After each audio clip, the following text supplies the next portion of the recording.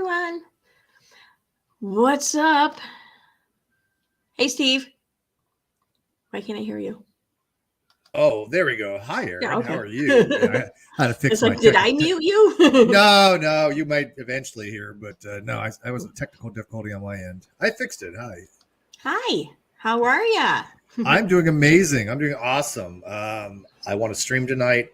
I had a good dinner. I'm relaxed. I'm chilled. I'm like, oh, what can I blow my whole mood by doing? Oh, I'll contact Erin and let's talk about some drama and effery. I don't want to say the F word too soon because you're getting demonetized. Yeah, I know, but you say within the first 15 minutes, you get an instant demonetization. Really? Yeah, it only checks for like 15, 20 minutes, and after that, it doesn't do it so much. But if you say something in the first like 15, 20 minutes, demonetized instantly. Oh, okay. Yeah. Good to know. So, good to know. Just something I figured out along the lines. Yeah, I had one of the places I work with, the place I worked for the longest, not for a while, the slower of the two jobs, they the season is almost up and they're not going to renew their lease. So they're basically just about done over there now. That's it. So I don't have a job. Well, I have a job. Okay. I don't have that job. But last Tuesday was supposed to be my last day. But I had COVID, so I missed out on my last day. So tonight they had like a small little event thing going on there. So my son and I went over there for a couple of cocktails, hung out a little bit, talked to my boss. My boss actually lives like right around the corner from me. So we're going to start walking now. So, because I love my boss. She's awesome. So she asked me, she's like, do you want me to pass your number along to the people who are going to be running it? I'm like, I don't really want to work for anyone over there, but you guys. No. What are you drinking? Oh, yes. So I didn't really, I had to go cheap. Okay. But it's amazing. I found this wonderful thing. I went to the liquor store and I got vanilla flavored vodka, Stoli vanilla. And they had the little box thing next to the registers. They had the little 99, whatever, 99 bananas, whatever. They had coconut, 99 coconut. So with the coconut liqueur, that's 99 proof or whatever. I'll drink that. So, yeah, that sounds good, actually. Yeah. So I grabbed 4 little bottles of that. So this here is a shot of the vodka, about half of the 99 coconut, because the shit's pretty potent. But a half a shot of creme de coco, chocolate liqueur, basically. About a whole shot of Lady Godiva. And a shot of milk just to, I don't know. And it was fucking awesome. This is looks delicious. I just threw this shit together, and this is one of the best drinks I ever made. I really am kind of a good bartender. Holy shit. You want to know what I'm drinking? Yes. What are you drinking?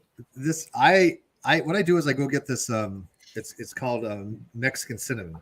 It's a Ceylon. It's a type of cinnamon sticks, and I boil the hell out of them with kale, and occasionally I'll put cilantro and other stuff in it, and I make kale? A tea out. Yeah, kale. I make the shit that's like spinach. Yes, and I make it. And I'm drinking a healthy tea made out of kale and cinnamon sticks. So usually I'll put some cilantro, some other stuff, which I'm out of right now. But and some sweetener. That's my drink. Yeah. Healthy. Some mushrooms might go really good with that too. One of these days. One of these days. So, yeah, it's non-alcoholic, but I'm regretting that decision right now. I tell you, one of the dudes I work with in my other job, he was telling me about whatever it is that makes root beer flavoring. Sarsaparilla? Yeah, he's telling me how it's the bark, it's the root, or whatever, and he knew all this history about root beer, how root beer was going to be called root teas, but they wanted to appeal to the not the sheet metal workers, the steel workers, so they called it root beer to try to appeal to the steel workers. When it was first invented, and I think he said Chicago was where it was invented. I'm not sure, but that was interesting though to hear about the root beer. I've had actual real root beer that was based upon the sarsaparilla root. It's a different flavor. It still tastes like root beer, but it's much more heavier. It's strong. It's a potent drink. Non-alcoholic, obviously, but I mean it's right. Good. I'd like to try that though. I never had sarsaparilla or whatever. I don't know. Oh, it's good. It's just I don't. You know what? I like the other root beer, the more mainstream root beer, better. Sarsaparilla is an acquired type taste. It's not really. It's good, but it's nothing that I would drink regularly by any means. If you like barks or whatever, I'm going to tell you right now, there's another root beer that just if you have this other root beer, Barks is just going to taste like garbage to you for the rest of your life. I'm telling you. We have Barks root beer is the best. I'm telling you, if you there's a far better root beer. In Utica, we have a brewery here. We've had it for I don't know, since before the Prohibition at the Utica Brewery, or FX Mats or something it used to be called. And Saranac is one of the beers that's brewed here. It's really popular around this area of the country. But they also make Saranac root beer. And this is, oh my God, this is the most amazing root beer you've ever had in your life. And I'm telling you, if you try it, Barks is going to taste like shit. In fact, here, like this. It'll change your life. Yeah, it will. It fucking will. Saranac orange cream soda. I've had other orange cream sodas and they suck. This, oh my God, Saranac rules. I fucking love Saranac. Yeah, maybe I don't know. I have some, what do I got here? I got E&J brandy. I've got some, I got a beer, but I just don't feel like drinking tonight. Yeah, I got beer. Yeah. Modelo. It's good. Modelo's good beer. I want this sweet flavor. Drinking and I've been high last couple days. She says she's been high. Kano's been high as shit. She just ordered McDonald's. Just forget some cookies and a fillet of fish. She's fillet of fish McDonald's high. Do you know how you got to be to order fillet of fish from McDonald's? Yeah. Although I ain't got a front, man. I got fries out of it, and they were munchable. So I'm looking at the chat. Curious George here. Root beer does not make you dizzy. It's just so dumb and smoking right now. Yeah. Oh my God, McDonald's sounds so good. So Aaron, I've been hearing rumors here and there that about all kinds of different stuff and a bunch of fuckery that was going on. It's been past 5 minutes or whatever. So I don't know. I kind of wanted people to ask, my questions because I don't know what the fuck's going on. I have not paid attention. I don't give a shit. I've done my own thing. I got my own shows to do, my own networks to fucking work on and shit like that. The rumors part of the title, Steve had mentioned something about rumors. That's why I threw it in there. So let's talk about these rumors. Rumors and Katie Joy, because Katie Joy has a hearing tomorrow, and it's at 2:30 tomorrow. It is tomorrow, 4/27 at 2:30 Central Time. It is open to the public. She was served on the 7th though with the modified. Two different things. This is in the Chrisley case. Chrisley case. Oh yeah, that's right. There was 7M. That's right. Okay, all right. That goes back to January 25th. So gotcha. In that case, she has a hearing that was scheduled for Chrisley. It is a public Zoom call. You can log into it. You can listen in by phone, or you can listen in. You just can't obviously have any. You have to be muted, and some other things you got to abide by. But it is public. So any attempt to say that it is private or this nonsense that you can't log in. The judge was wondering why so many people were listening in. There's a word for that in philosophy. I know you hate philosophy, but there's a word for bullshit. No, it's called bullshit. It's called. I was going to say lie, but bullshit works better. Yes, bullshit is the technical term. Yes. So that's funny. I want to make sure that people are aware of that anybody can go listen to her because she said she said she was never going to be in a same call with him because she didn't want to be in a deposition with him, and I don't know when the depositions are. I think they're next month on the 5th, if I'm not mistaken. She has a deposition with him somewhere in that ballpark. Wasn't he calling her for a deposition though with some other case? It wasn't a case with her, but it was a case. No, it was a case on the federal tax indictments. So she is to be deposed on that particular case. She said she was not going to sit for that. The judge ruled, from what I understand, that she will, and so that is next month. If I'm remembering correctly, but the one tomorrow is for the Todd Chrisley defamation lawsuit. Okay, which means she's going to have to face her accuser and vice versa. Now, lawyers mostly will be doing the talking, but the motion on the agenda is basically she says that he has no case, and they should dismiss because what she does is quote report things and repeats things from Dr. Phil. All that is what's the word again? What's the philosophical word? Bullshit. And basically, Todd Chrisley's lawyers are just epically higher than when her legal team. But they basically said, look, this has to be adjudicated. You can't just say that this is something that should be dismissed. On a motion to dismiss because it is unconstitutional if you do. We have a right to ask her questions, to have this discovery, and bring it to a judge, jury, or mediator to determine if these allegations are correct and they should be, paid for, if they should be, found liable for. And absolutely has a right to do that. She can't just rely on, I've just repeated information that I heard to other places. Not a defense. That is not a defense anyways. And it's also too, it's information that she heard from a talk show, according to her. Okay. You know what I mean? She's saying that she got everything from the Dr. Phil show or whatever. It's information that she heard from a talk show or from, Lindsay, or whatever. It's not information that she got from like a verified, credible source. Like, I don't know, the fucking FBI or some shit. Yeah. And there's a difference. There's a repeatability standard for journalism. There's something when you repeat things, you have to have certain documentation, certain information. Right. You can't just say, "Look, I heard something," and then you repeat it. I'm saying, I'm just repeating something. No, you can't do that. Okay, you'll get sued for that. Yeah, and the whole anonymous source thing too, because that gets under my skin.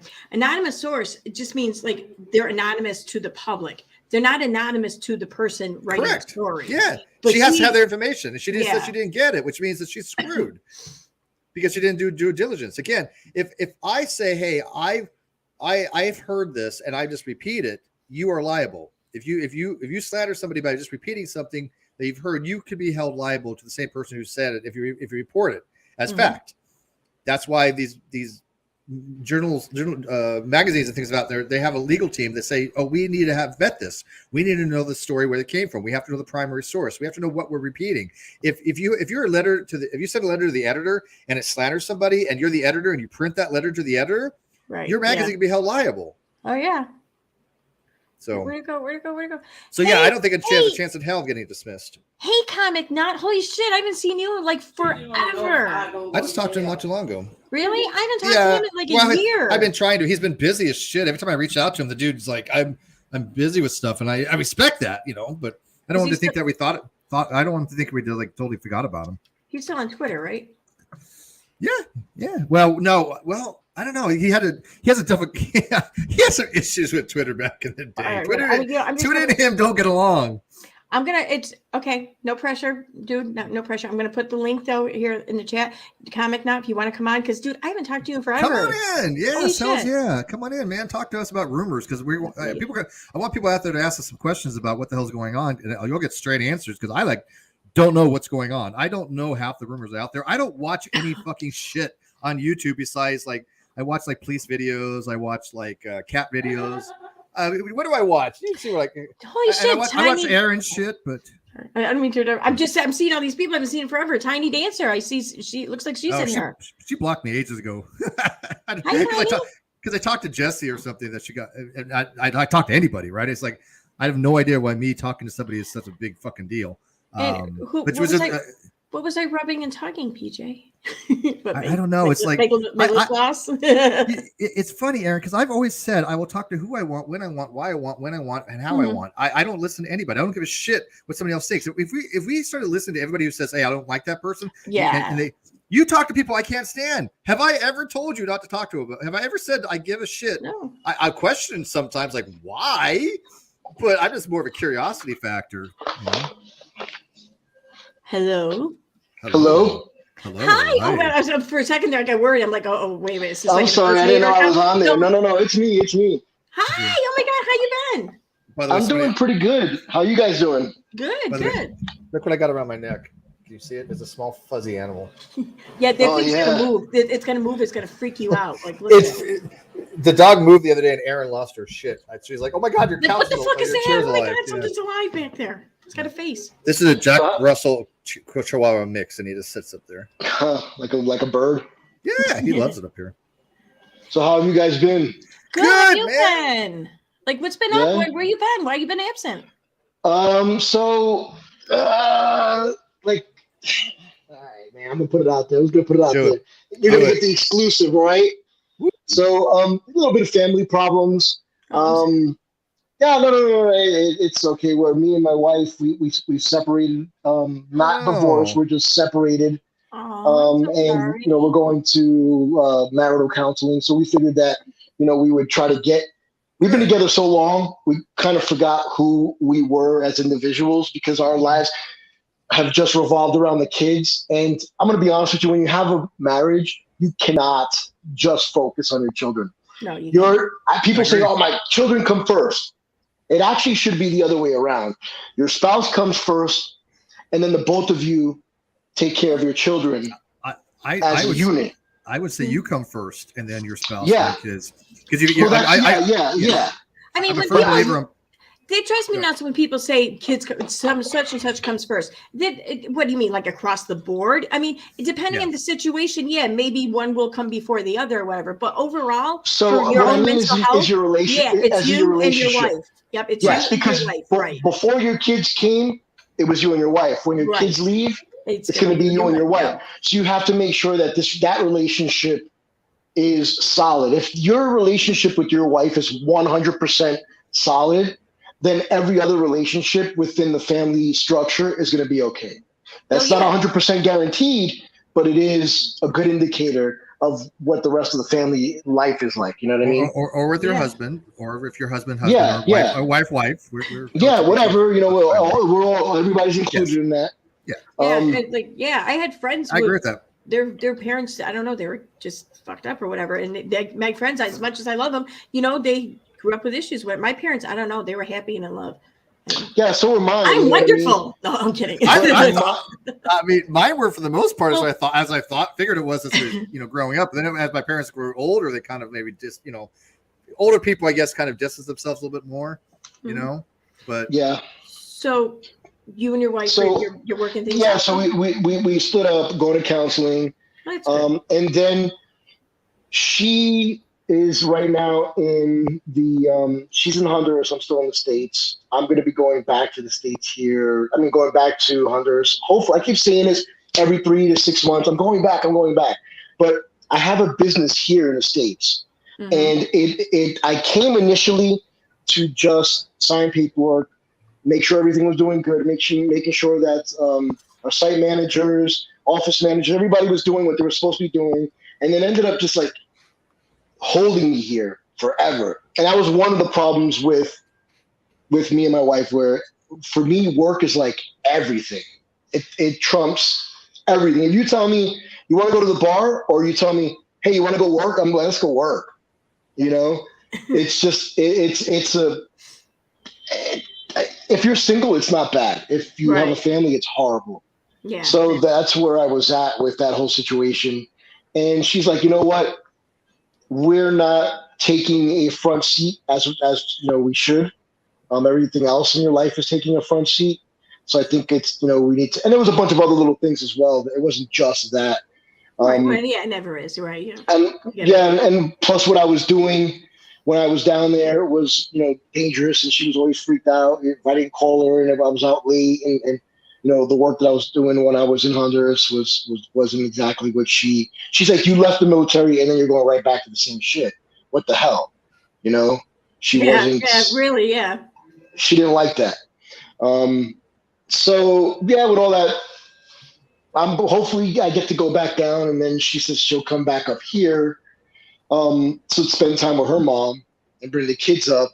And like we sold the house that we had in Honduras and everything. And I remember saying a while ago, I was like, yeah, we don't have the house anymore. We sold it, split it up, and her mom has a house down there that she's living in. And I'm up here in the house that we have, in the States. So yeah, it's pretty much what I've been doing, man. Just drowning myself in work to try to forget about the sorrow. I'm sorry to hear that, man, but I hope it all works out. I mean, it sounds like you got counseling going on. That's like one of the best things you can do for sure. Yeah, yeah. I did. Me and my ex went to counseling for a while, but we both realized it was better without. Without that counseling, we probably would have had some animosity toward each other. Where there's zero whatsoever. I get along with her just fine. Yeah, I'm sorry. Go on. No. What I was gonna say was, we realized through counseling, because we go through counseling virtually, because she's so far and I'm far, and then the counselor's in another state as well.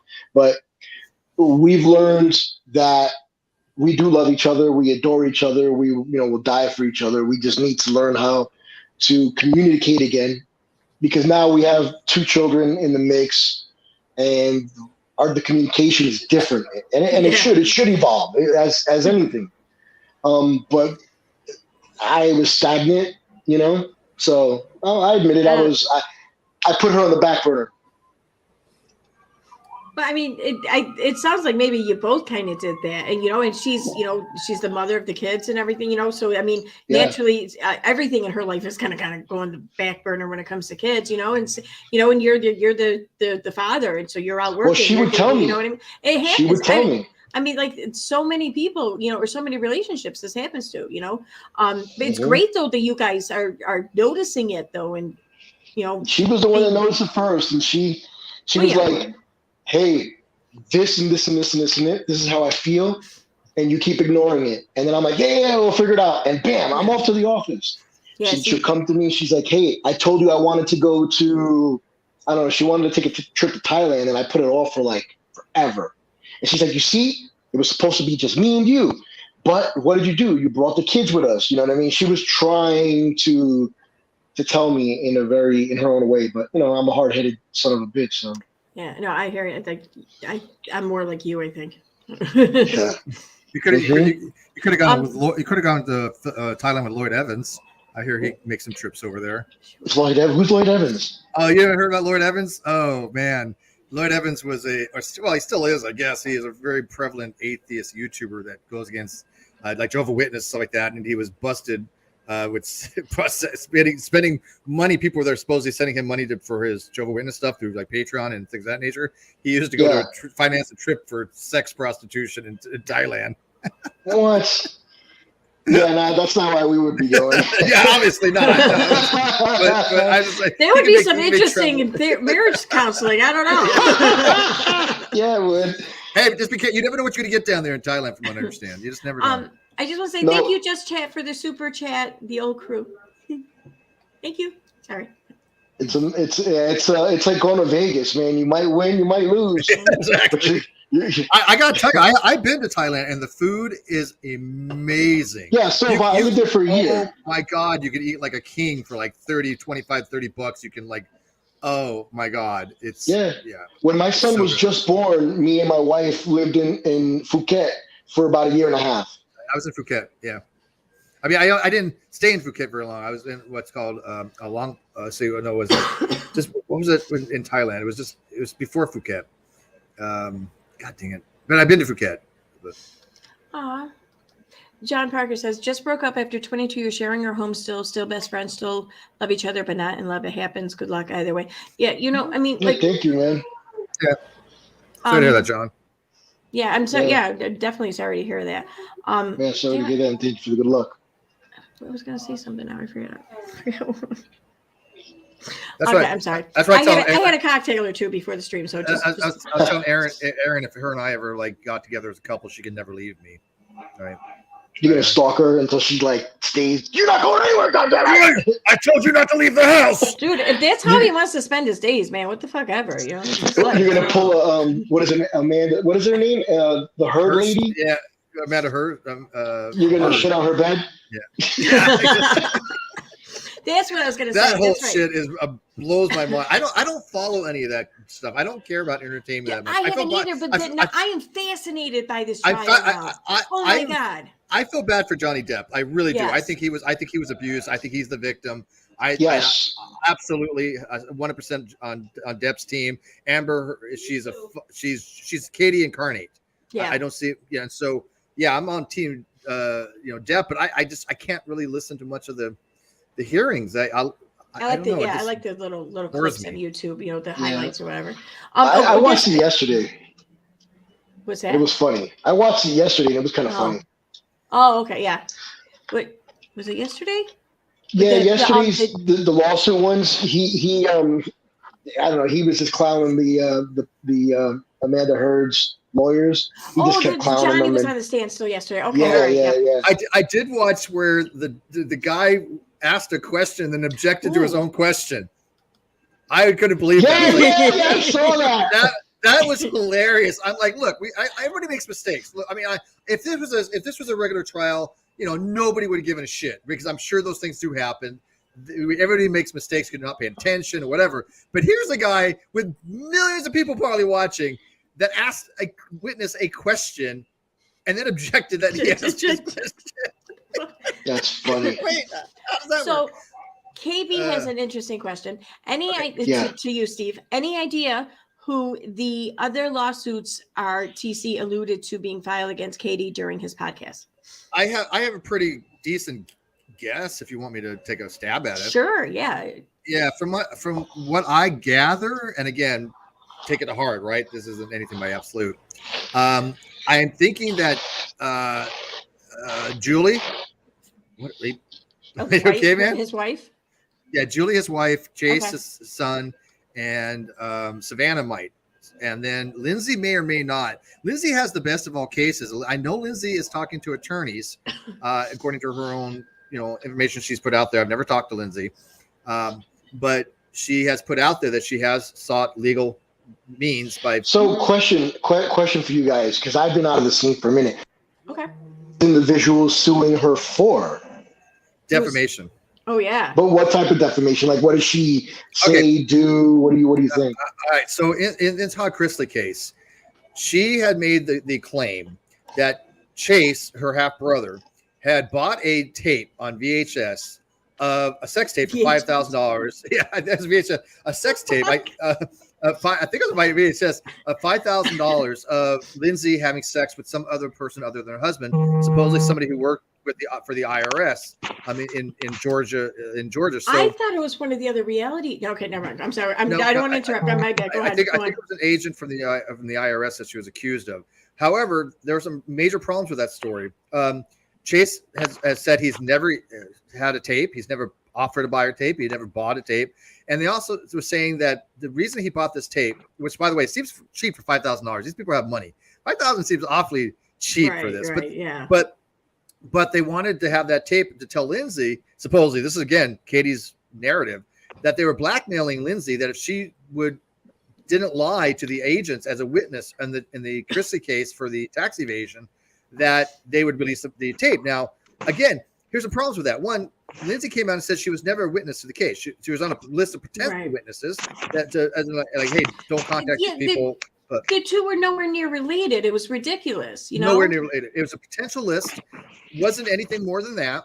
But she has said she had never been asked to be a witness. She's never been contacted by the FBI. She's never been asked to tell the truth or lie by anybody.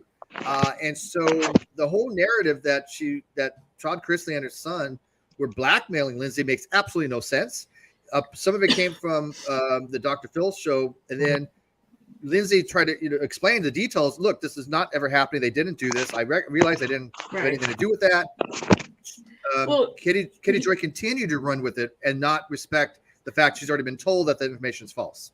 And then, when was this? This was like a week ago, 2 weeks ago, April 12th. Lindsay Chrisley had put a post up or an Instagram up, and it says, I'm just going to read it real quick. It has been said. Okay, I'm going to skip over that.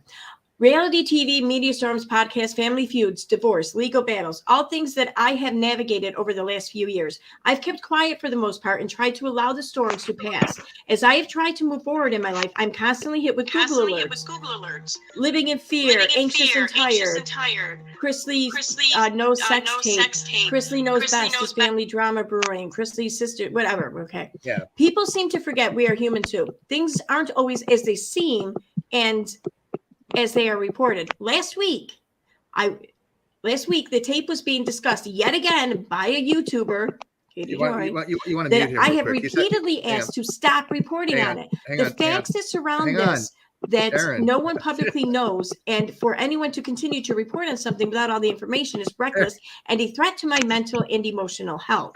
Aaron, so basically what she's saying is, Aaron, sorry, I had to take them out because of the echo. Can you mute him? He's having technical difficulty. Oh, there you go. Oh, I'm sorry. He was rapping on the mic the entire time you were talking. Sorry.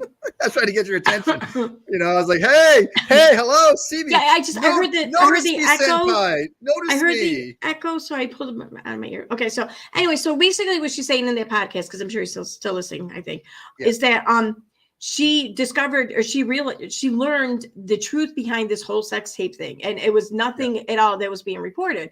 So, but she just hadn't shared this with anyone, but she did tell the people reporting on it falsely now to stop it because it wasn't what they stopped the case. It wasn't true. But Katie being Katie, she just kept fucking running with her story. So now, but Todd, I know, filed suit against her because mostly because of that, because of some other claims that she had made about this. Oh, she had this alleged source from the Chrisley Knows Best show or whatever, a bunch of bullshit.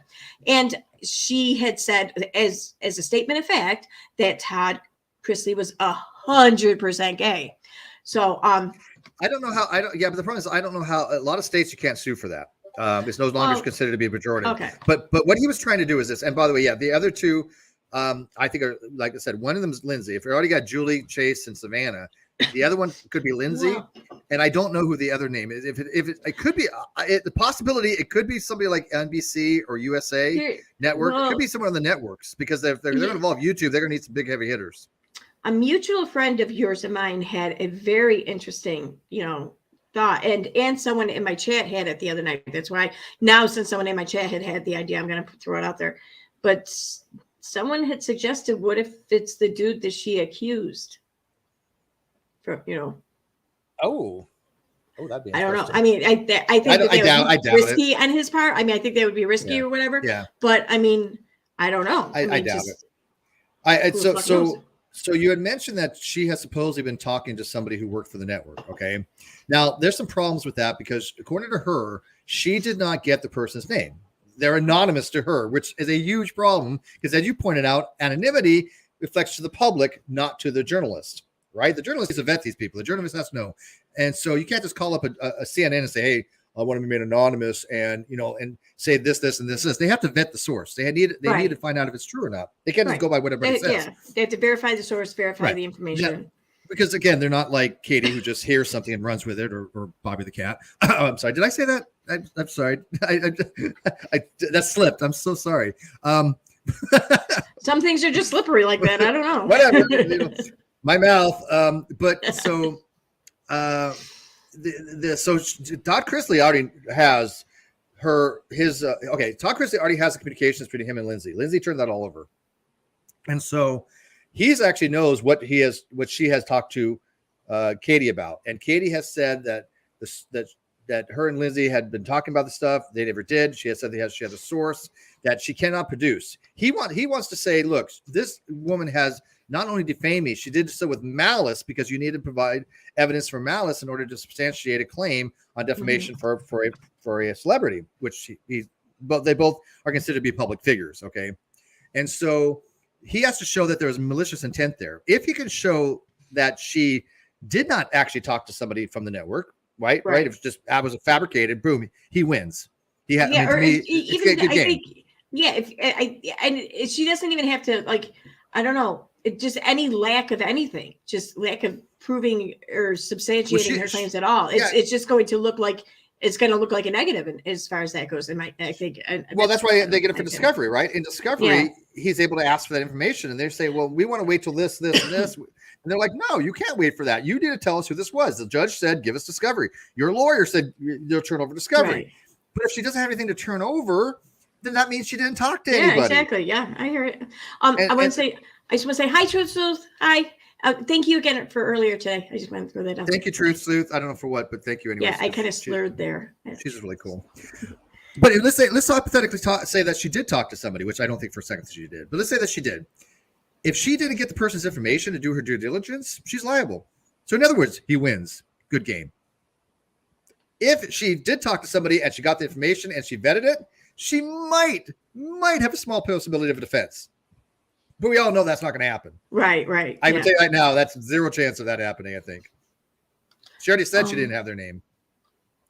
And of course she lies about stuff, but I mean, I don't think she would lie about that. I think she would be like, yeah, I know who they are, but you're not getting the information. I'm a reporter and I'm keeping my TI confidential, Yeah, I don't think she would lie about knowing who they are or whatever, and just you take that to her grave or whatever. No, but I've said this for a while now. I would not at all be surprised if she would even went as far as to like go to like one of the fake emails or temporary email sites or whatever. You know, you just get an email for like an hour and email herself some tip or whatever. And just in case down the road, she has to be like, oh, look, see, yep, there was the anonymous tip I got. Yep. And it can't be traced, you know? Yeah. I would not at all even put that past her. Like, no, I think she would. Okay. Do I think she would fabricate data? Absolutely. There's no doubt in my mind about this. Her and Kyle both. I mean, Kyle actually did fabricate shit, so I do not put it past Katie at all. But she would have to be so clean about it, where she doesn't realize what technology these people have to investigate whether something's true or not. Whether they investigate what's email, what's legit, and what's not. They can tell. And so it would not behoove her, because Todd Chrisley has the resources to validate any evidence she produces, right? And so it would be a very foolish move, because Kyle got caught busted red-handed fabricating information to the court, right? Falsified pictures on his Amazon wish list, or some Amazon receipts. He fabricated bank reports. So yeah, I'm sure she would consider doing the same, if not already has done so, hypothetically. But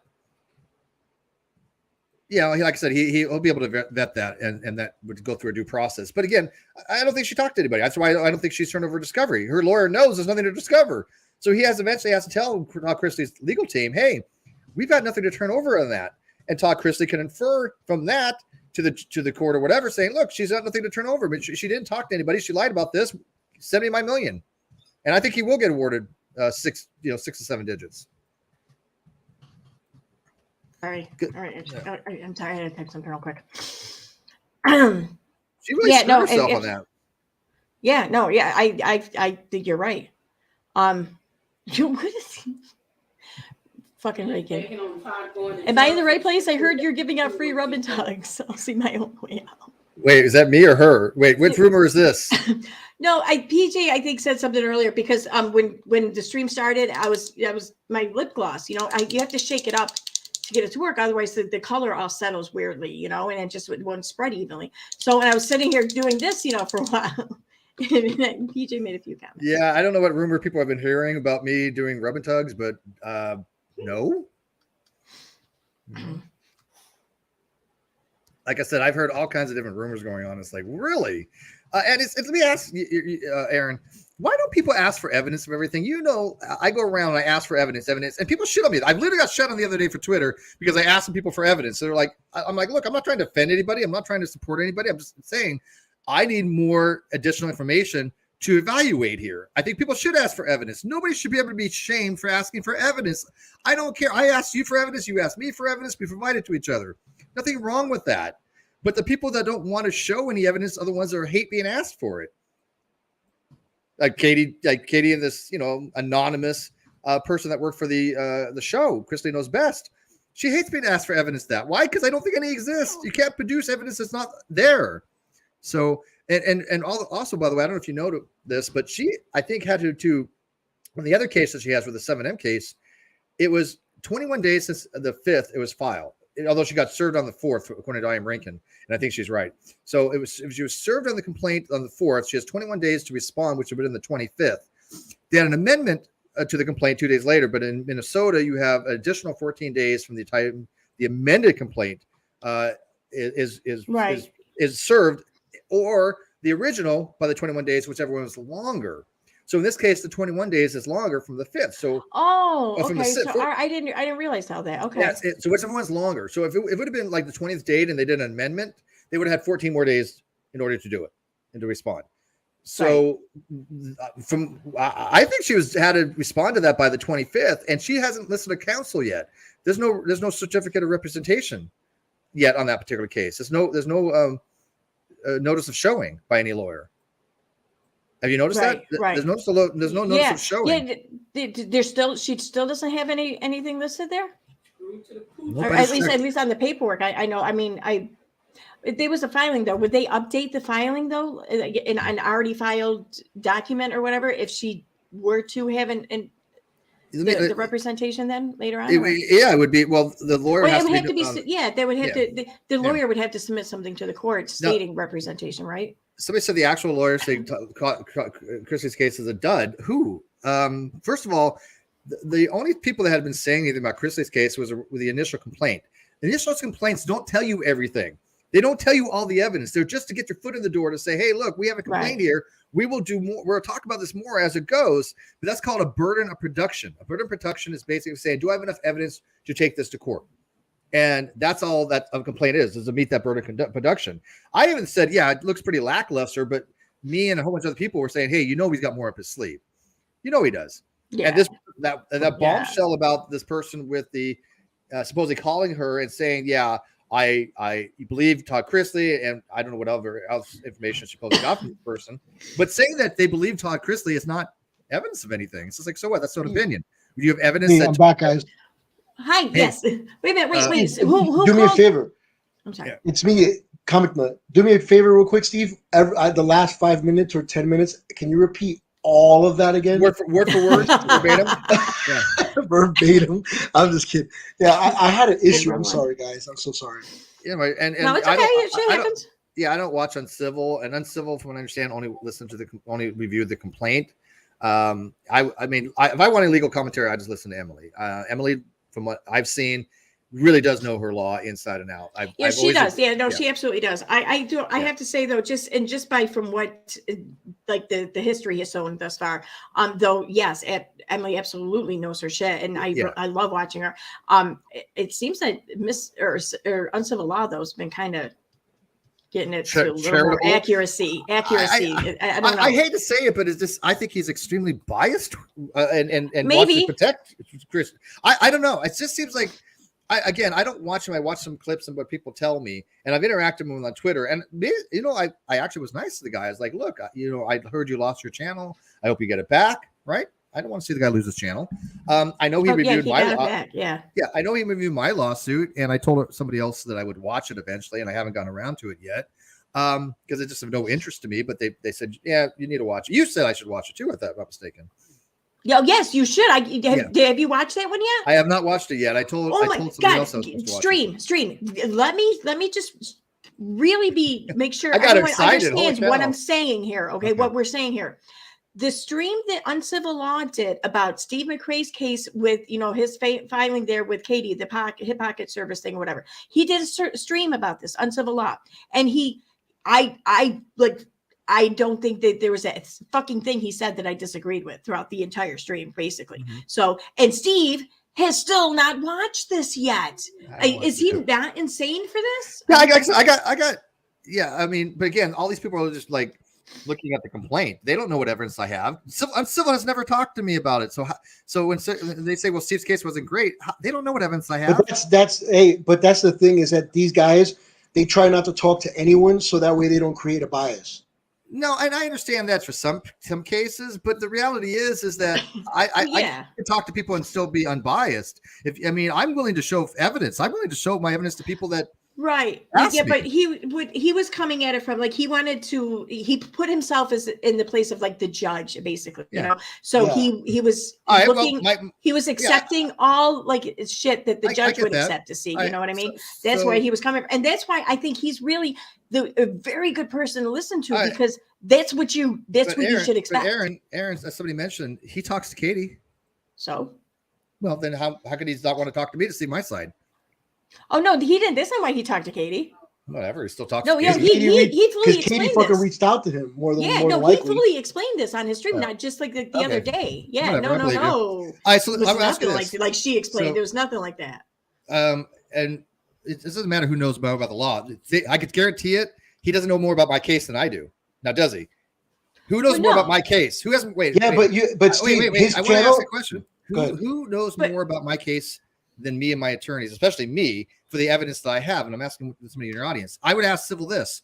Civil, if he had said I'm talking about my case, how is it that somebody can say that a judge initiated something sua sponte to put a order of protection, a TRO that was later dismissed, that there was so much evidence supposedly under Violence Against Women's Act, when Violence Against Women's Act wasn't funded any longer after 2019, and that no judge ever did that. That is slander. And I think that that's a great question, and you should definitely ask him that. I'm just pointing out though that they're like, unless that's something that would be heard by the judge, like in your case or whatever, then it's moot in his mind. So he wouldn't really pay it much attention. All he's got to do is answer that in the question. terms of your lawsuit, it was just was just about your lawsuit, like your filing. This was what you went over.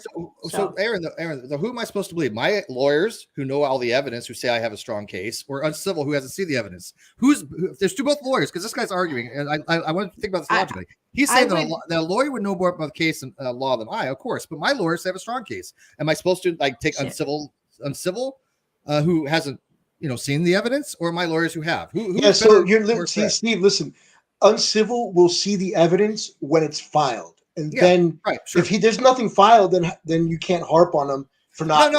I'm not against Civil. This has nothing to do with Uncivil can weigh it any way he wants. I'm talking to somebody in the live chat right now who's saying that Uncivil Law is a lawyer, therefore he could judge my case better than my own lawyers can for some reason. Who actually I'm not saying that. I don't know if that would be the case or whatever, but I would just take his opinion into account, because he's the one you're not paying, you're not handing money over. Which, don't get me wrong, the lawyers, they're obligated to give you the best advice and everything possible, absolutely. But I mean, he has nothing to lose by being I've asked other lawyers as well. I mean, I know it's not just my lawyers. There's other lawyers I know as well who all said the same thing. I mean, she has to demonstrate that the judge actually did that. That was her claim.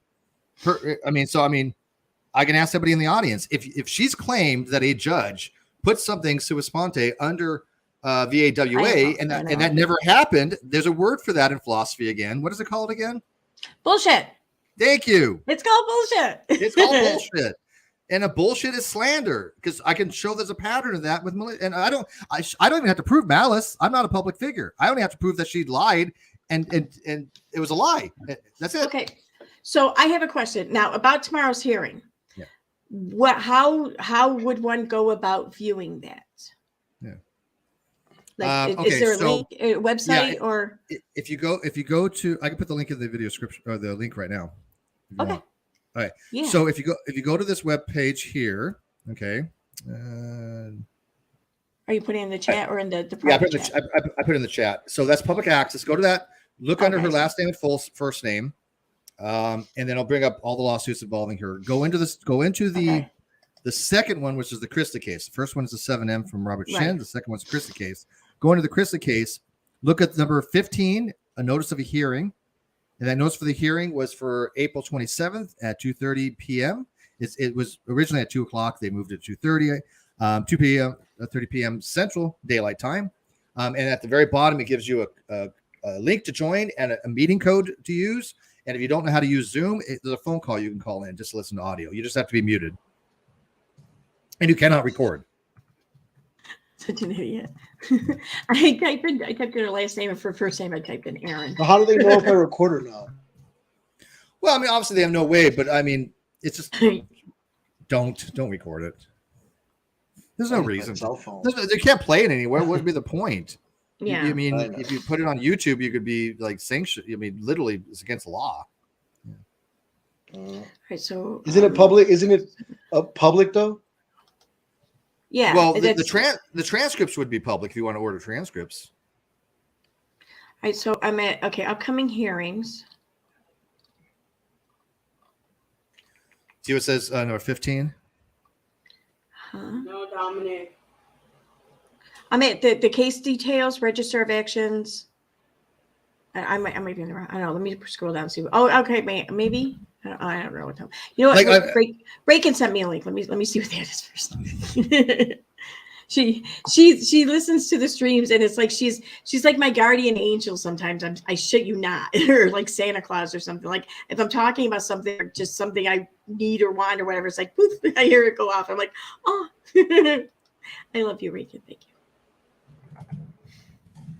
Oh wait. Okay. I just have a new. There's something coming through the wire now. Newsflash. Apparently, Katie Joy has dismissed her motion to dismiss. I did. Yeah, it's what I'm pulling up right now. That's what I've got this. Well, I've got this on a reliable source right now. So she did like the lawyer did at the Johnny Depp. That means she doesn't want to have the hearing tomorrow. She doesn't want to face Todd. I haven't looked at the case. I mean, I'm logging in right So now. so that means that she's just going to continue with discovery then, right? If she's dropping her dismiss thing, right? Let's see here. Hang on. Oh no, wait, no. Okay, that's not what she said. I don't know what this something about not complying. She's not complying and dismissed her motion, but I don't know what this all means.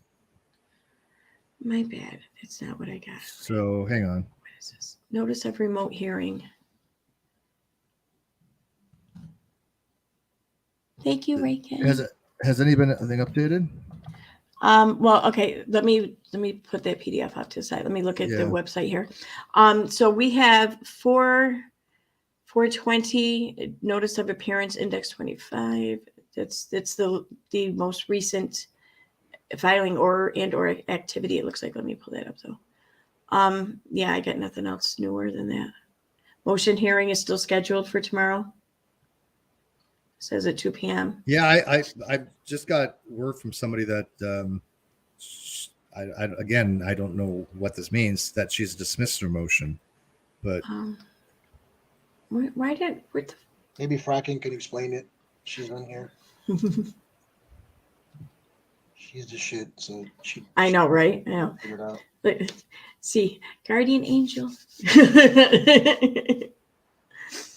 She's like, I'm telling you, like I can't tell you how many times I'm talking about something and then I hear the telegram go beep beep beep beep go off and there she is, just like sharing with me the thing I'm talking about.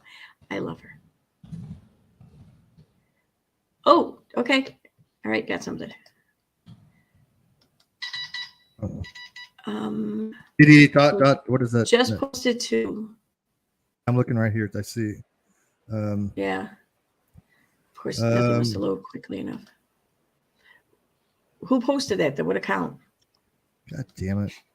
I'm looking here. Because my picture viewer doesn't like to load. I'm still trying to log in. One second. I got it. All right, I got it. Yeah, she just posted it a minute ago. An update. Let me well, it was just posted. I had it. Oh man.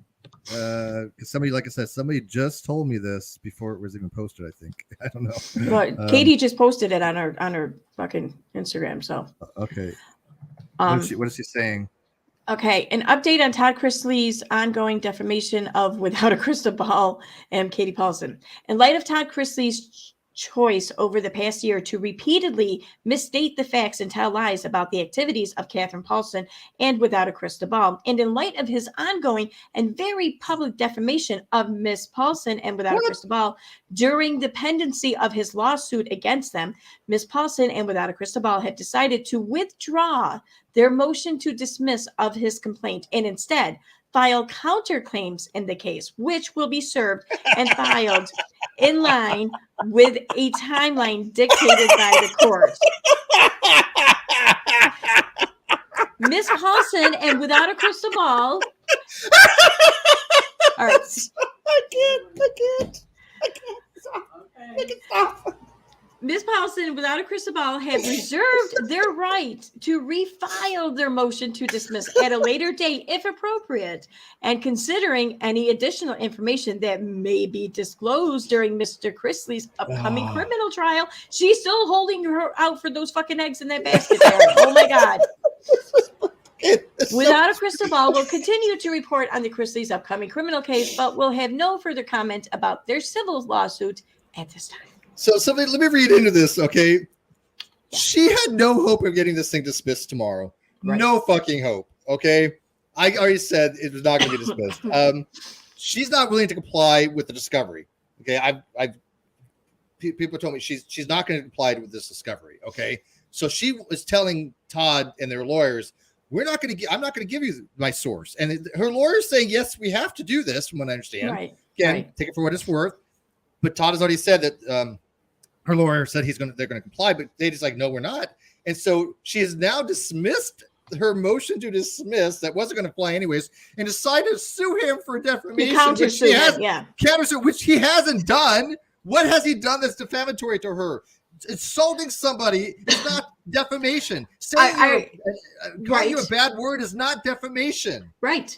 And also, and none of the shit that he said on his podcast this past week is defamation. However, I would be willing to bet that is what's driving her is the shit that he said, or the shit that she's alleging or claiming that he and his wife said regarding her kid. She has walked right into his trap. This is something that he knew she was going to fucking do. So when I left YouTube, she wasn't that smart. When I come back to YouTube, she's like less smart. She's like, she walked. She's like, she's going to look like an idiot. She's going to be filing. She's exponentially dumber. Todd Chrisley said this mean thing about me. Look like an entitled Karen, and it's going to backfire on her. Guaranteed. See, here's the thing, though. Here's where I do kind of want to give her a little bit of credit. You know, like maybe she is a little smart in this regard, because what's not smart is her really and truly hoping and expecting that this criminal lawsuit of Todd's is going to like break the doors wide open on her civil lawsuit and just put her in the free and clear. She's an idiot for thinking that, but with what she's doing here, she might have bought some time.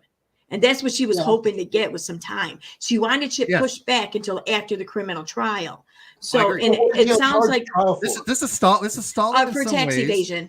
Yeah, which doesn't matter. He's already said it doesn't matter what happened to him. Right, he's going to pursue this to the. I know Todd is never going to get. He's never going to give this up. He's going full out, bar none, until he has gotten what he wanted, which is her admission that she lied about multiple other things. That's what he's going for. He wants full vindication. Mm-hmm. And money, obviously, because he thinks he's so. What is he being charged with again? Tax evasion. One count of tax evasion and maybe. It's all crimes or alleged crimes around tax evasion. Yeah. It's the United States government, but it's irrelevant to the tort. Right, it's irrelevant to her civil. And so she counterfiled on me saying it was leverage. Right? It's not leverage. You have to have, in order to file. Anybody can file anything, but you need to have evidence in discovery for your accusations. She's accused me of three claims, none of which is evidence for. Well, one of them is evidence for, but there's a exculpatory. It doesn't matter. I mean, if it's exculpatory evidence, sure, she can say this, but I have evidence to show that it's not the case. So nothing, it wouldn't matter. But none of it's defamation. I have no malice toward Katie. I want it out there that she lied about me. She lied about you. She lied about Tina. I want it, on record that everything she's ever said about people when it comes to these claims of things like, fraud and death threats and all these making CP, all that stuff. I want on record that she's verified accounts for mine that didn't exist. That I have sent her emails that never happened. I've never sent Katie an email in my life, not any email. And I never threatened her to make anything. By email. She claimed that I had threatened her by email to make a apology video. Never happened.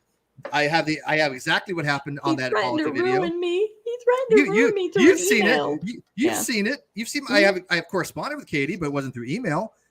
Did I threaten her to make that video? No. In any way, shape, or form. You might have called her a goober, though. You might have called her a goober. I don't know. Goober. No, she volunteered, and I asked her, can you put links in that video, and I will let people know you made a video, and I thank you for it. That's hardly a threat. So she outright lied on Kay Baxter's stream. She outright lied. So when was this? When did you guys go on live together? Oh no! Oh, you don't know. No. This is how long you've been gone for. You don't even know about Kay Baxter's stream. Oh, you were so out to what? Okay. Touch. The Toddy Westbrook case. Okay. I remember that.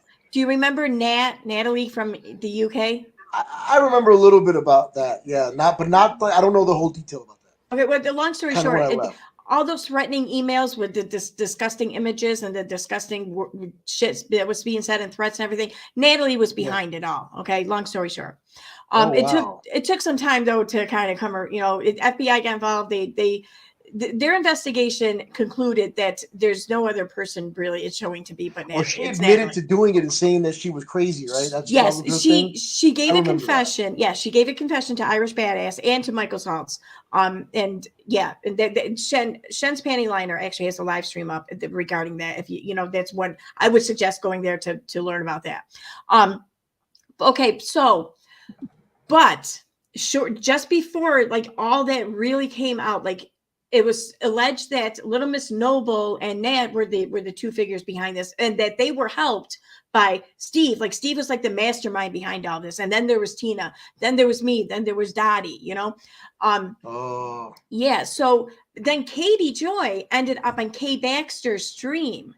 I'll get the link for you here in just a second, and told this elaborate story about how we were involved in all this shit. And she came right out and she said that she had verified screenshots of Steve, of it being his Instagram account that directed Nat to do this shit. The thing is, we got the fucking emails about all of this. I have them right now on my computer. It's bullshit. She didn't verify a fucking thing. Natalie just said, yeah, it was him. That's it. That was her verification. And I was like, I was listening to this going, oh no. And that's in my lawsuit with her, by the way, because I said, there is no goddamn way she validates something that never happened. Again, same like her accusing me of sexual harassment. You have to have evidence for things. If it never happened, there is no evidence of it. That's just, you can't, unless she fabricates evidence, obviously, you know, like Nat has. But Katie I don't know, man. She would have to be really strapped against the wall, I think, to try to lie to the court and pull a Kyle. Would she do it? Yeah, in my opinion, probably. But yeah, she'll do it, man. I don't have.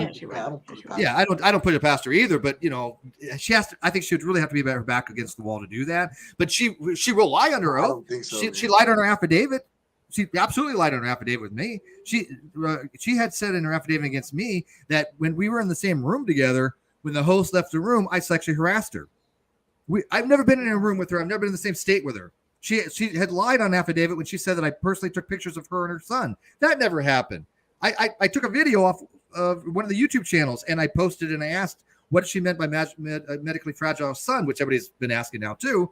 And I got vilified for it. But she was trying to tell the court that if I took a video from her own channel and I put it on Twitter, I took a photo of her. I took a video of her, which obviously has a different meaning, a different connotation. That's how she operates, though. Yeah. That's what she does to manipulate the system. It's all word games with her. So I still don't understand how she's still on fucking YouTube. Oh, YouTube's going to get sued, too. Oh, yeah. One of the people that Who's are filing YouTube? I'm not sure. One of the people that are bringing a lawsuit might involve you. This is why I think it might be maybe a network, because in order to sue YouTube, you've got to have some major cojones. Yeah, and that's the other day when I streamed, one of my viewers, she's in here now, I think. Where's she? Joanne Cochran, the learner lawyer. Joanne, are you a law student? I think that's what the impression I'm under, anyways, from Australia. But she was telling me about how there's a court case. There was a court case in Australia where they did sue a YouTube because of like the defamation for YouTube for allowing this shit to stay up after they knew it was defamatory. So I'm still like looking into it and reading all about it. But I asked Joanne to come on and discuss this with me in a stream because I think it'd be really fucking interesting. What year is she? What year law student? She's just said yes, I'm a law student. So Joanne, what year are you? But even if you can't win in a court of law, there's also court of public opinion. There's also the facts of the matters to be had, right? And so most of us, myself, Todd, you, Tina, we want the truth out. We want people to know that she absolutely lied. That's unequivocal. That's my number one goal, is make sure that people know that this woman had lied about me and so many other people, and YouTube allowed her to do it. YouTube let her lie and defame people, knowing that she was doing it. People had gone to YouTube and said, "Hey, this is a problem here." And they said, "I'll tell you what. You show us that she's violated TOS, and we'll remove her." People show that she violated TOS, and YouTube did not remove her. That means they're liable. That's why somebody's suing her, and I bet you there's definitely an argument for that. Yeah, I would. Yeah. Why? Because she doesn't make them like PewDiePie money.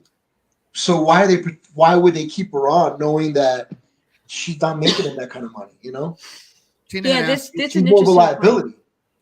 Tina asked, like if I had a any kind of platform that was media, like Twitter, Instagram, and I had an individual like PewDiePie, I'm going to do whatever I can to defend that individual because they're a huge moneymaker for my corporation. But here's the problem. YouTube hasn't really been known to do that. No, YouTube has not really been known to do that. Look what happened with what's his name? Leafy. Leafy was huge. They terminated. Yeah, his but Leafy channel. was a dick. Let's be real. Well, Leafy, I'm not denying that, but there's been a Leafy lot was- of YouTubers that have been lost their channels when they violate what they consider to be terms of service or violations of terms of service. he and the thing is, he did it more than 3 times. Yeah, he no, did it I wasn't a fan of Leafy, a so lot, yeah, you know? yeah. I liked his dark comedy and just the way he would go at people, but it wasn't. Yeah, that was well deserved. You know what I mean? I hate that he lost it, but it was deserved. You know what I mean? So what did she say here? Why is it in third person? A comment under that post. Someone says, "Why is this in third person? It's written as if posted by someone other than Without a Crystal Ball, but it was posted by her." To which Katie replies, "This is an official statement prepared by our team." Thank you. Who is her team? I'm kind of curious. I mean, she has this PR team, which is her and Jesse Bear. But I mean, who is this legal team? She now has another person on her legal. She doesn't have a well, legal Jesse Bear still around? She has 2 lawyers. On this case. Everyone says she's still around. I haven't seen her around. I don't know, but I guess she is. Seen her. No, but it's not her. No, her 2 lawyers on record is Graham Crackers. Yeah, but who's the other one? Just did a notice of appearance. I have no idea. Her name is. Oh yeah. Co-counsel Kristen. So Kristen has shown up in order to be co-counsel, which is probably why they have this change of strategy, because maybe she was convinced. Oh, we file a countersuit.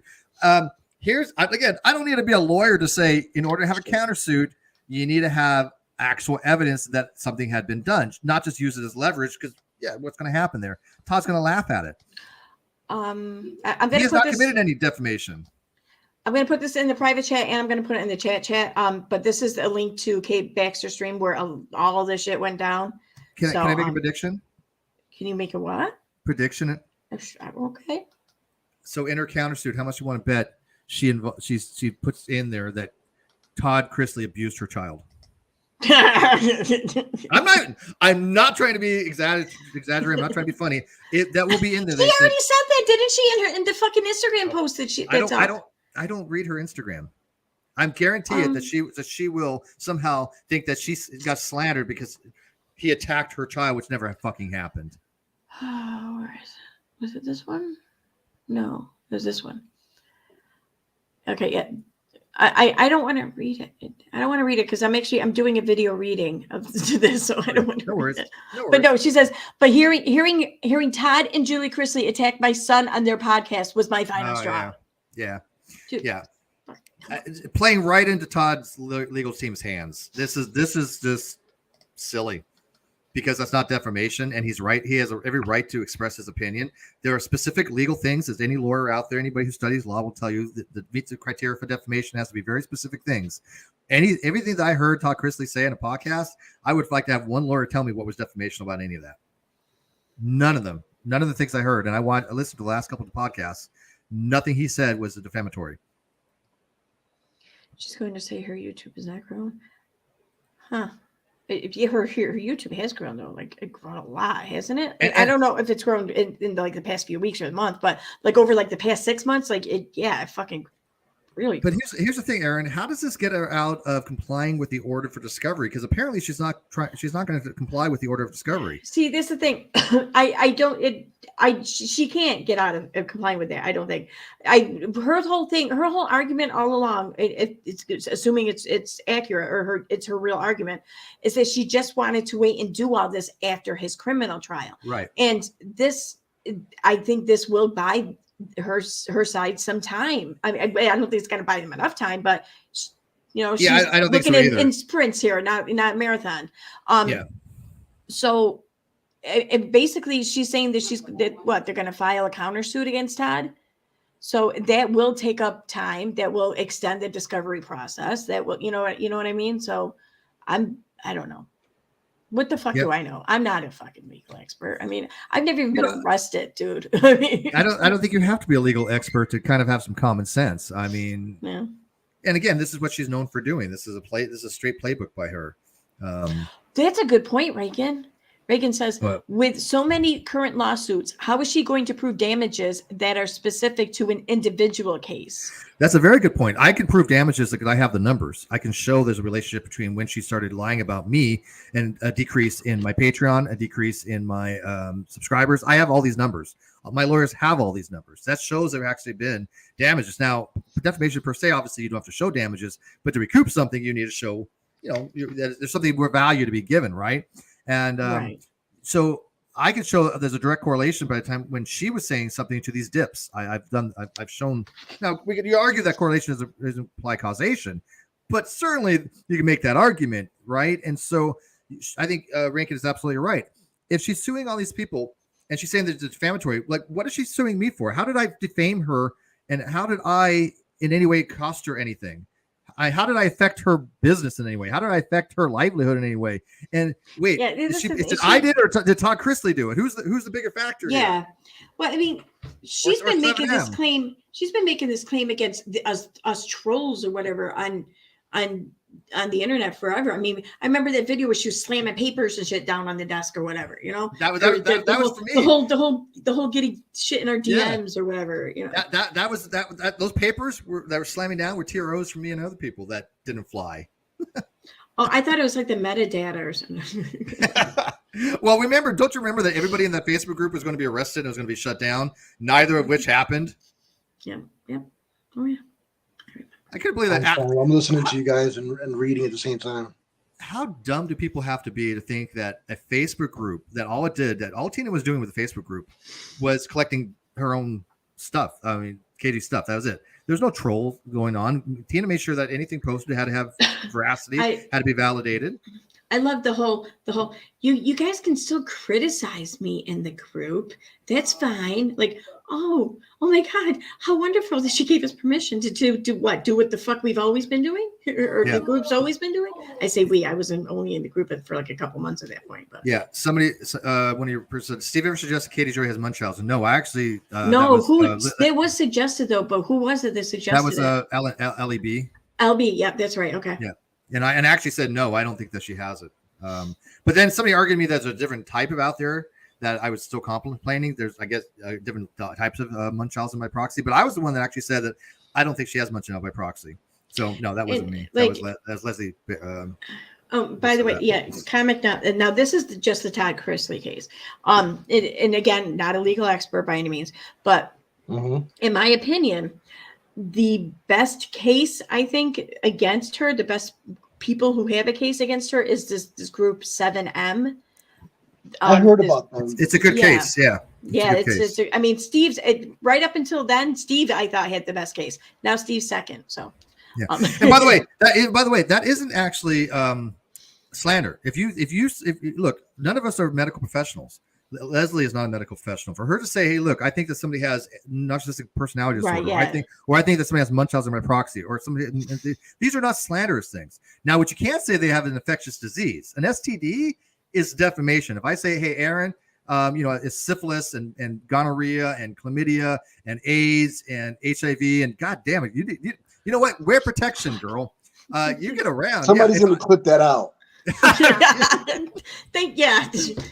Well, now they are. Jesus. That's considered defamation, but actually saying somebody has a mental condition, not in there. So, why does people sound defensive? I'm not defensive. Unless someone is like a voice of authority or someone to be trusted in the community of which you're speaking of, like like Munchausen's, like unless someone is some sort of mental health professional or a psychologist or whatever speaking on such matters and saying such things, it's just an idiot talking nonsense. So this person says saying somebody has Munchausen is slanderous. Where? Show me the law on that. Can you get me a statute? Because I've read right. on the statutes, there's nothing in there about that. So right. what law are you applying there? Right. No, I'm saying like if someone who is very educated in knowledge and trusted in that field were to come out and make that assessment, then I think I think there's an argument to be made there. But like me saying it, that's like I was saying, that's just an idiot talking nonsense. Yeah. I think you would have to say in my professional opinion, I believe from their actions because you have to be really careful with Right, people. right. Yeah, but again, LEP did nothing wrong with that. She was stating her Right, yeah, opinion. right. So cares? Who cares? There's nothing slanderous about that. I can say I think that Katie Joy has narcissistic personality disorder. There's nothing slanderous about that. She said that I think she thought I was a narcissist. Did I put down in my suit? No, because it's not something that you can sue for. I can say that I think she's like, secretly Amber Heard. I mean, whatever. Yeah, well, this person says, Aaron, this person says, ask an actual lawyer. You made the claim. Show me. I don't need to ask a lawyer for your claim. Here, that's how I operate. You make a claim. You have evidence for it. Do you have evidence of that claim? That's as simple as that. I tell everybody, ask for evidence. I have no idea what it's talking about there. The person said that. How does that work? Is Frackin still in here, man? She can answer that too, and so could the person who asked it, who said that saying somebody has Munchausen is slanderous. Okay, show me the law that allows for that, and I'd be happy to look at it. Usually, a countersuit is filed in hopes of settlement. Also, it's used hoping the lawsuit will be dropped due to cost of another suit. You're right. Abusing their child is definitely right. No, that's not the same thing. That's not the same thing. That's a crime. You're accusing someone of a crime versus stupidity or disease or Munchausen is not a crime. Yeah, now, if you said that she has Munchausen and she did this to her kid, then right. I'm saying people don't follow through with reason, and I don't understand why they go out of their way not to think critically. That falls under the First Amendment, where I was just putting that on Twitter, where the First Amendment does not protect lies that are harmful. Yeah. So meaning you are molesting your child. That is a harmful lie that can lead people to attack you, kill you, burn your house down, whatever. Me saying, hey, that individual has whatever, mental disorder, people aren't going to go burn you at the stake for that. There's, the First Amendment is very clear with that. And so has the federal courts have been very clear with that. And I actually on my Twitter posted that last night very clearly so people could understand that. Billy had made that comment there that I read out about in hopes of a settlement, also hoping that the lawsuit would be dropped due to cost of another lawsuit. And I fully agree with that. Abuse. That's why a lot of people do that shit. It doesn't. What? Well, this person Munchausen equals child abuse. No, Munchausen doesn't equal child abuse. Thing. If you Munchausen by proxy or fictitious disorder, whatever it's called now, it means that the person has the disorder and is capable of doing such things. But unless they've actually done the things, this person doesn't understand the law very well. Having a disorder and following through with these things are two different things. I mean, they oftentimes go hand in hand. But without that specification, and look, you can. So hold on, let me read something real quick. Let me read something. Munchausen syndrome is when someone tries to get attention or sympathy by falsifying, inducing, or exaggerating an illness. They lie about symptoms, sabotage medical. That has nothing to do with childhood. They could do those things, right? Munchausen is when someone does that to themselves. Munchausen by proxy or fictitious disorder, I think it's called now, is when they do it to a loved one. Usually it's a child or whatever. Yeah. But the child doesn't have to be abused for me to say, look, my child has this when they don't have it. I'm not putting this to Katie, but I'm saying for me, if I told you that my child has some disorder that she doesn't have, that's not child abuse. Right. Child abuse again, we're going by legal terminology here. And so, and someone being diagnosed with it doesn't mean that they have abused a child. So here's another thing. You cannot convict or win a court case by proxy. It doesn't fucking work like that. I'm sorry. It just doesn't work. There has to be factual basis with a line leading up to it that is based off of facts. I can't say that proxy thing really doesn't work or doesn't argue. Munchausen's does not. It can happen. So here's the thing. Mm-hmm. You cannot convict someone off of something they haven't done. It's the same principle with Munchausen. You can say this person has, all right, here's a better one. You can say this person has multiple personality disorder. And they do. And certain manifestations of the disease has come forward, you know what I mean, that tell the doctor that this person has that. But if they're not running around going crazy, trying to kill people, things are in, that people aren't in their brain, you can't convict that person. You can't put them in a hospital based off of a diagnosis. A much more troubling example, I hate to say, but is like with pedophilia or you know, it's someone who has those urges. They haven't committed any crimes by having the urges. It's when they act on the urges. It's That's when they commit a crime. disgusting. Yeah. It's the same That's a thing with personal Munchausen. opinion. Yeah, But they could have yeah. the urges or whatever. They can have the disorder, but until they've acted on them, they're not a, you know, they haven't committed a crime unless and until they've acted on it. Well, I mean, So. if they falsified like medical records, that's a crime, right? But if you just say that if you exaggerate something, then not necessarily a crime because you're just trying to get attention for yourself. There's nothing prosecutorial on that, right? There's no. Yeah, no, there's not. Right, exactly. So this person really doesn't know what they're talking about, which is fine, but it's Aaron's No, chat. yeah, but and here's the thing: I might not be a lawyer, you might not be a lawyer, and you know, Aaron might be. But there's a couple things that follow in suit. Number one is common sense. Number two is we've been in the system, or not in the system, but we've dealt with the system quite a bit. Maybe, and there's certain types of common sense. You have, yeah. With common. How can I explain this, man? Because I don't want to ramble on. Law has a certain type of common sense that is blanketed across all of the legal world or legalese or any law. Let's put it that way. Let's use the word law. So there's a common sense that is applied to all law. There we go. That's what I was trying to say.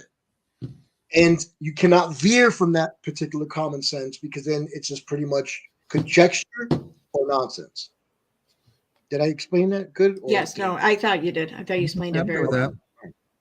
All right, because sometimes I what the hell? Oh my God, this is the second mouse on me that just suddenly stopped working on Bluetooth. Now I have to go to a wired one. What the fuck?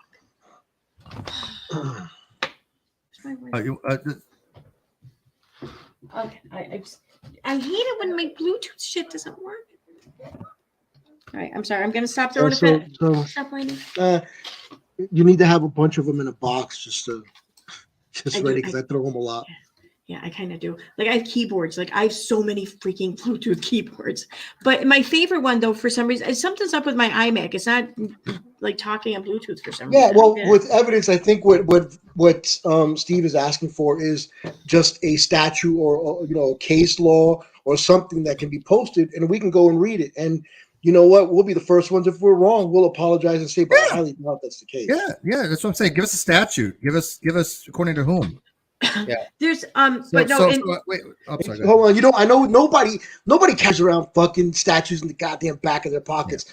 Look it up. Google it. Look it up. Right. Exactly. You have plenty of time. My thing is this. You're on a computer apparently writing and trolling, so you can take the 5 seconds that it takes to write it. My position is very clear. You don't have evidence for your claim. Your claim is dismissed. I reject your claim as false. Your claim is bullshit. You're absolutely wrong. If you think I'm wrong, show me evidence and I'll change my position. Simple as that. But we all know that's not going to happen, right? So, yeah. Yeah, I'm the first one to tell you, and I'm a very sensible individual. If I'm wrong, I'll post it and say, hey, I was motherfucking wrong, and this is why I was wrong.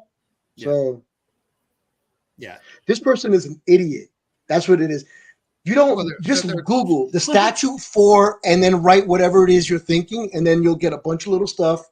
There's a really good video I saw not too long ago, and I subscribed to the channel, so I'm trying to find it now, where he breaks it down. He says exactly all of this, and he breaks it down on how and why this is, and the troubles with it, with the specific disorder in court. And I mean, it was fantastic. It's just giving your opinion. If I think that you're a sociopath or I think you're a psychopath, I'm just giving my opinion. That's not slanderous.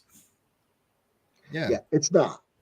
Anyway, like Chanley said, let's move on because people don't want to hear about. Well, I agree. Let's move on. Like I'll give you an example. It's not slanderous, but Katie Joy in her countersuit to me had made a false statement in her countersuit that she has to prove.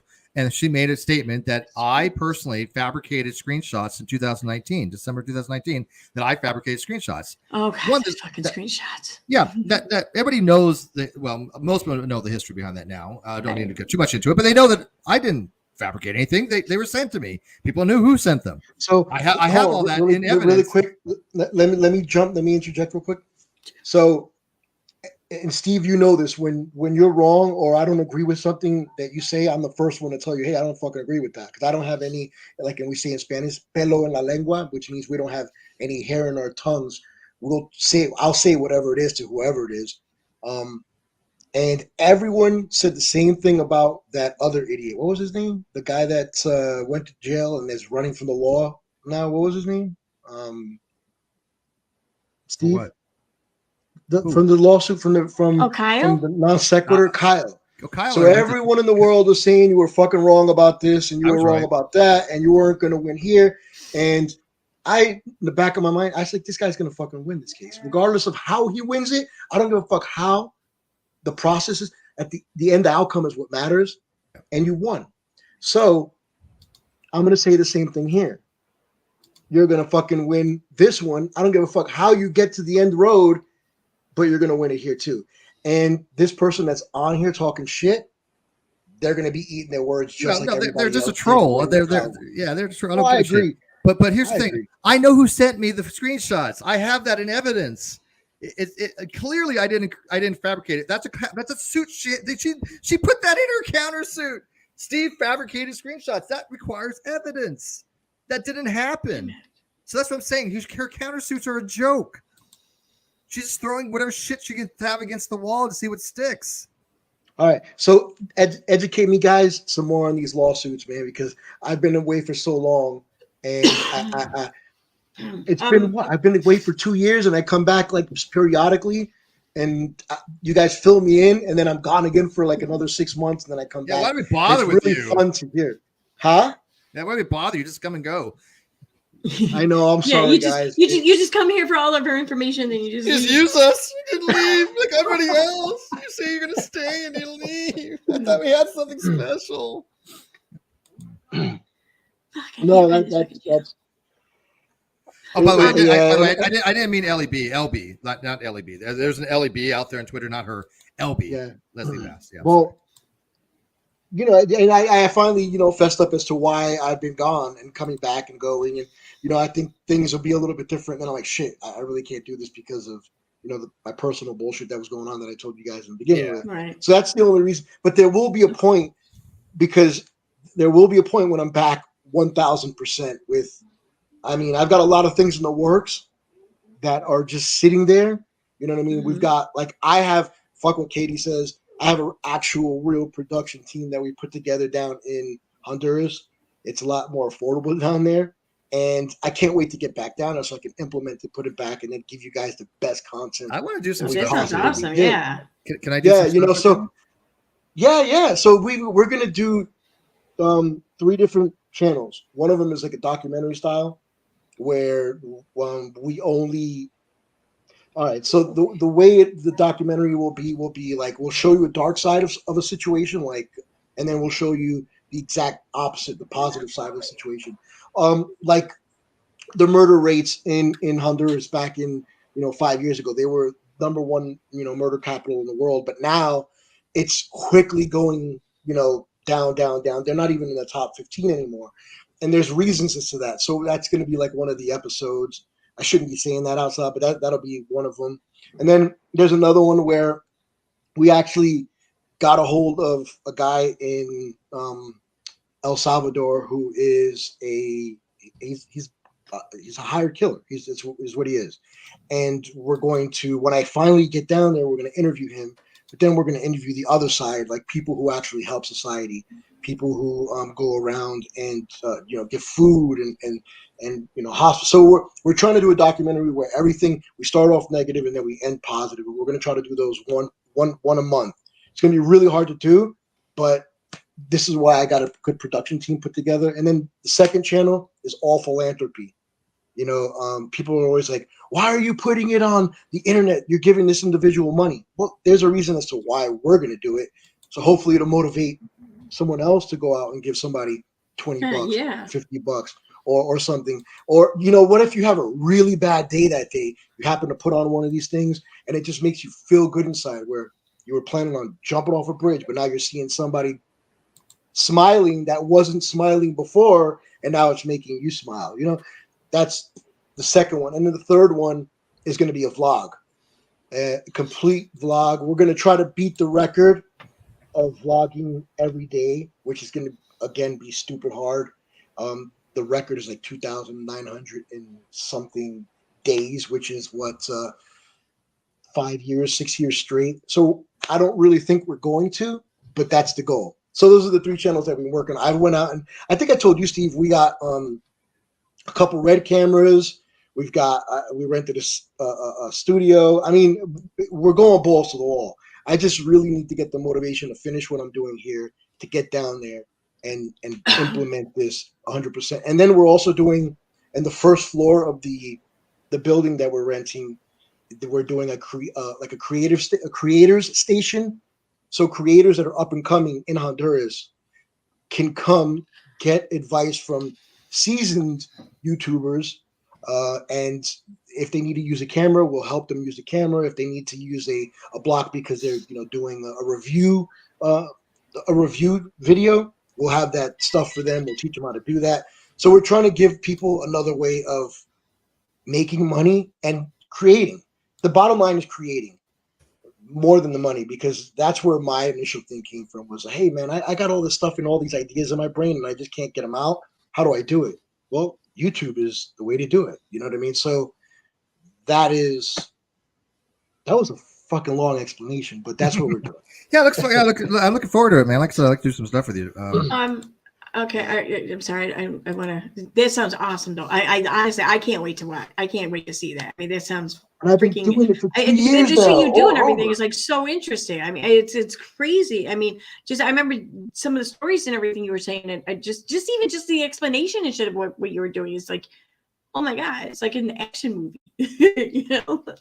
Oh yeah. So that was the other thing. My wife told me that if I don't stop, doing that, then we're definitely done. You know what I mean? Because I don't know if you knew what I was doing before. Oh, okay, yeah. Oh, I don't blame her there. Yeah, I don't blame her.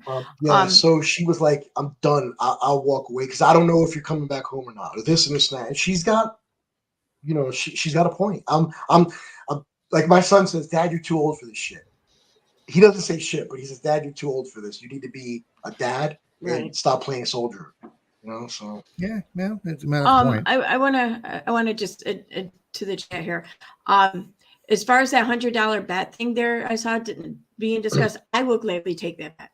Okay, well, so therefore, all right. So because I don't know, I have no idea. No. So if Steve wins, okay, then yeah, you gotta pay $100 to a charity or whatever. If Steve loses, then I pay the $100. I'll take that bet.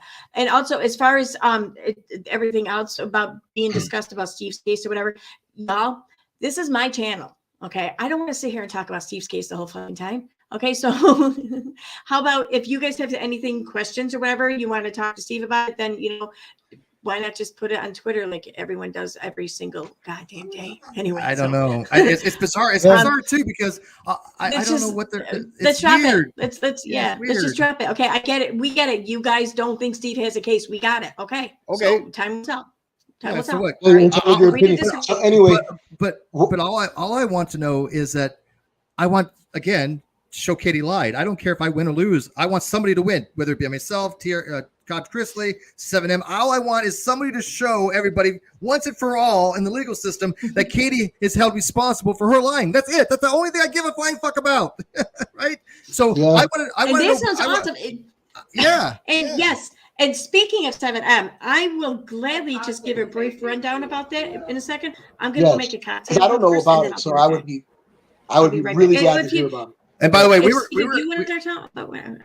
just going to go make a cocktail and then I'll be right back. Yeah, we were going to do this on my channel, but we decided to do an errand so she can drink and do her stuff. And yeah, so so we were actually going to do this. I invited, this was actually my plan. I invited her to do a stream tonight and she said yes. And I said, "You want to do it on mine or your channel?" She's like, "Well, either." And I'm like, you know what? We'll do it on yours. So yeah. And you know what's funny is I never get notifications when anyone goes live.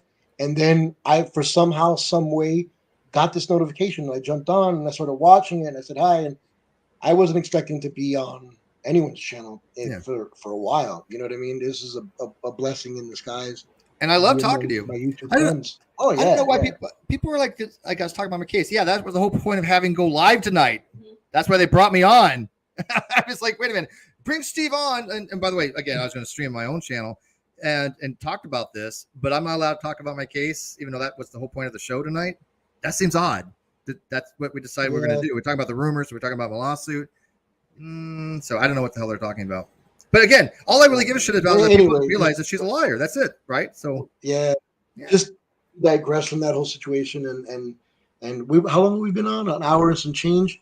Yeah. So anyway, hopefully within the next, I want to say 4 to 6 months, I get down there and we can start. The minute I get down there, we're going to start running like right away.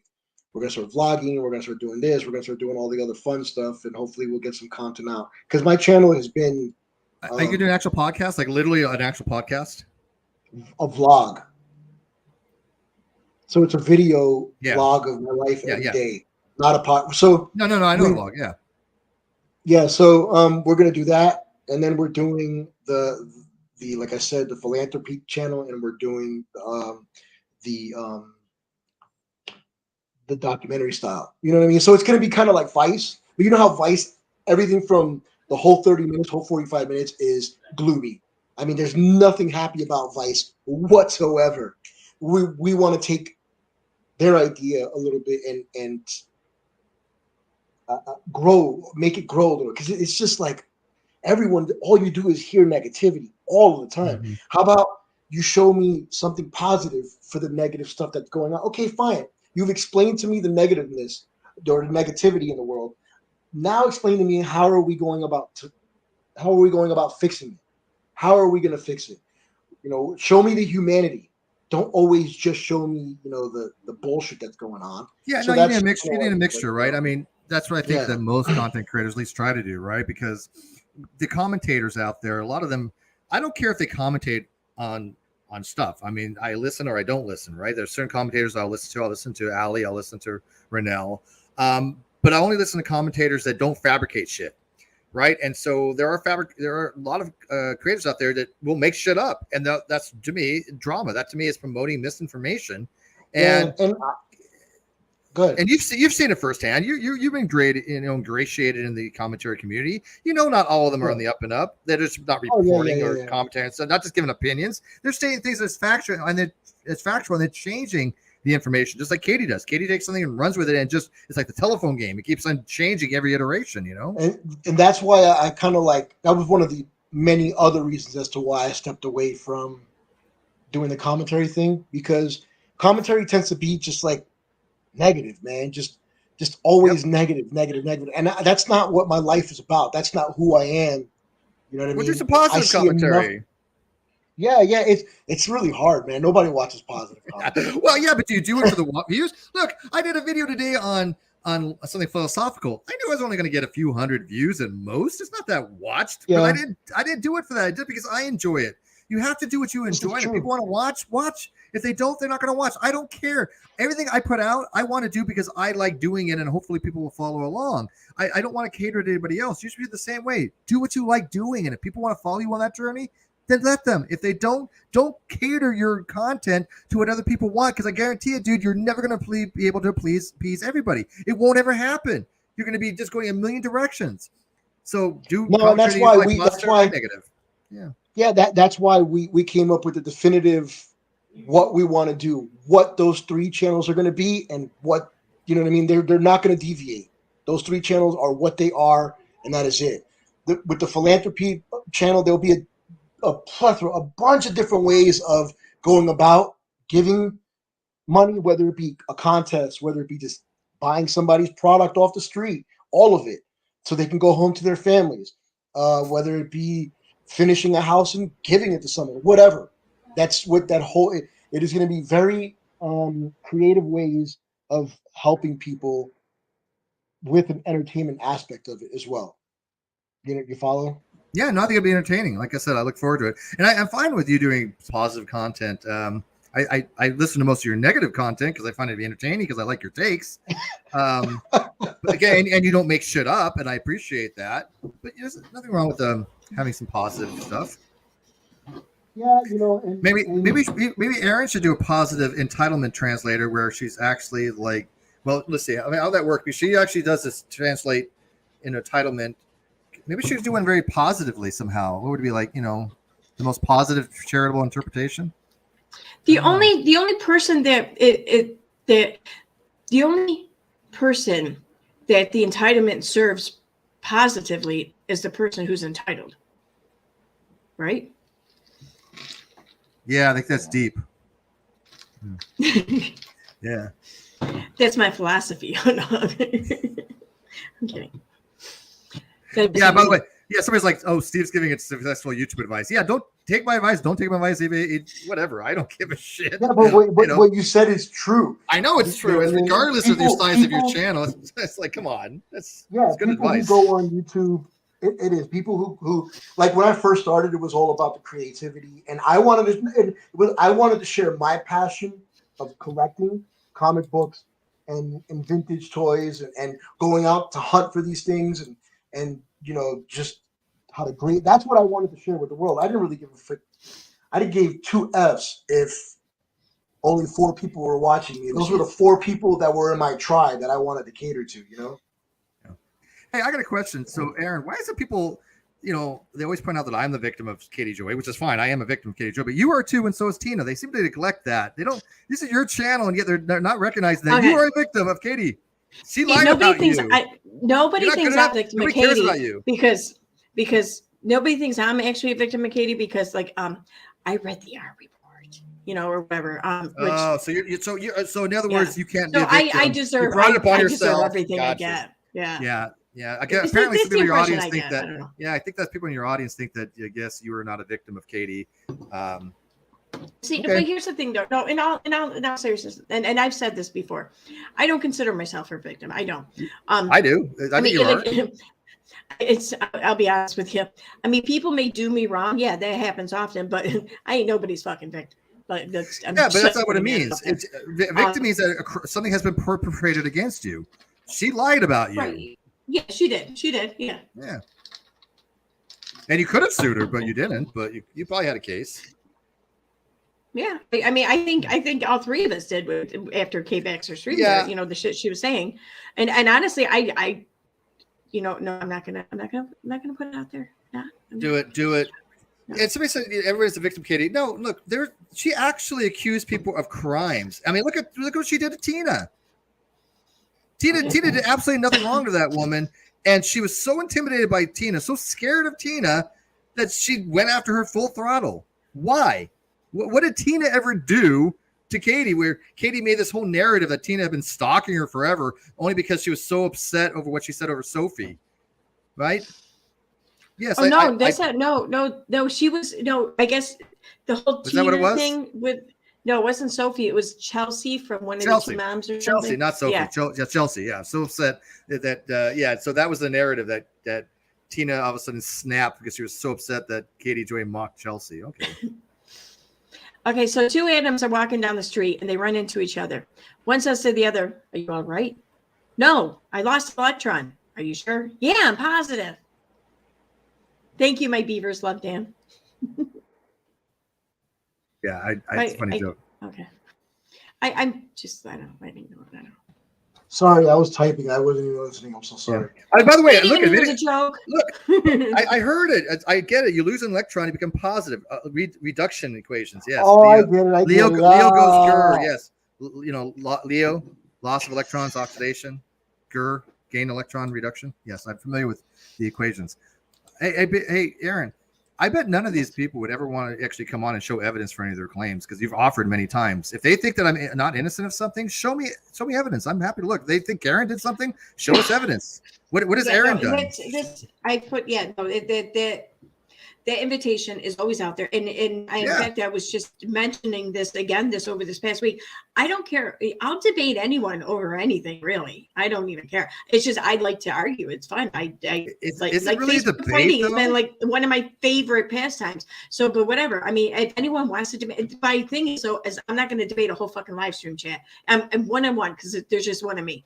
But yeah, no. And that isn't it a debate right there, that invitation, hey man, if it's 2 differing of opinions and you're trying to make your point to one another with or without evidence, I consider it a debate. I want to see evidence. I want to see evidence of what people claimed about you, that you did all these horrific things.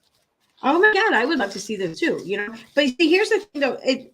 The more I think about this and everything, and especially after Rakin and I did our stream there in December, and I still have a shit ton of like the evidence or whatever that Natalie was trying to pass off as is real or genuine, whatever. Now, I still fault anyone who looked at this shit, believed it, and ran with it. Okay, y'all fucked up. I don't care. But I can understand why. I mean, I understand why you were duped. But for you to go on a public platform and then try to push this narrative, that's a whole nother story, because, you know, there's negligence there to be considered. I'm sorry, but there is. But if for anyone who just looked at it and believed it, I don't fault them for that.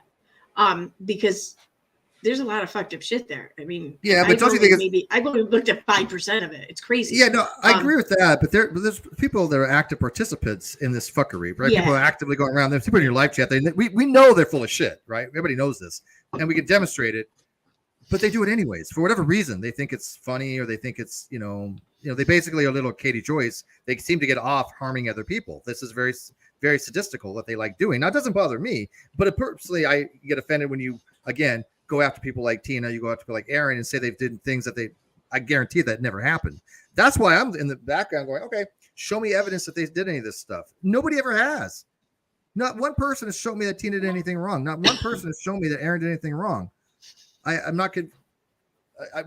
Why are there people out there thinking that that Katie Joy is like telling them the truth when Katie Joy has no evidence of anything she's ever claimed to anybody? And even most of your audience that are trolling know she lies. Yes, she still has a following.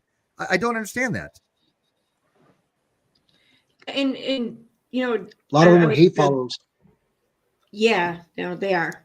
And that's the thing, though. I mean, because like after I was reading some comments today after regarding my video on Backwoods Barbie there, and someone made a comment, and I don't know if I read this correctly, but it's possible that the comment meant that because this shit with Backwoods Barbie that went down with the comment section there, whatever, it played out in the public, it could hurt her views.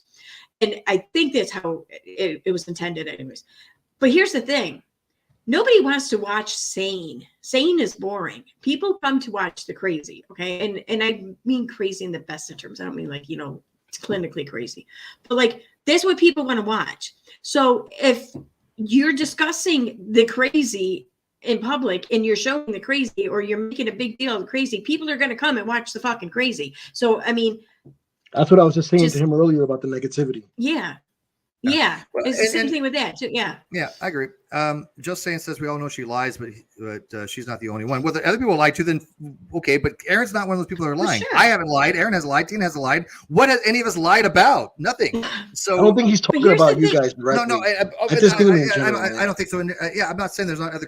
I've already said content creators out there fabricating stuff for content. That's lying.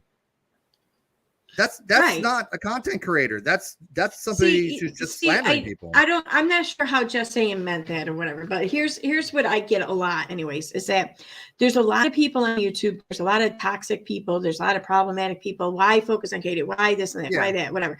We don't, because I want to. That's what it comes down to.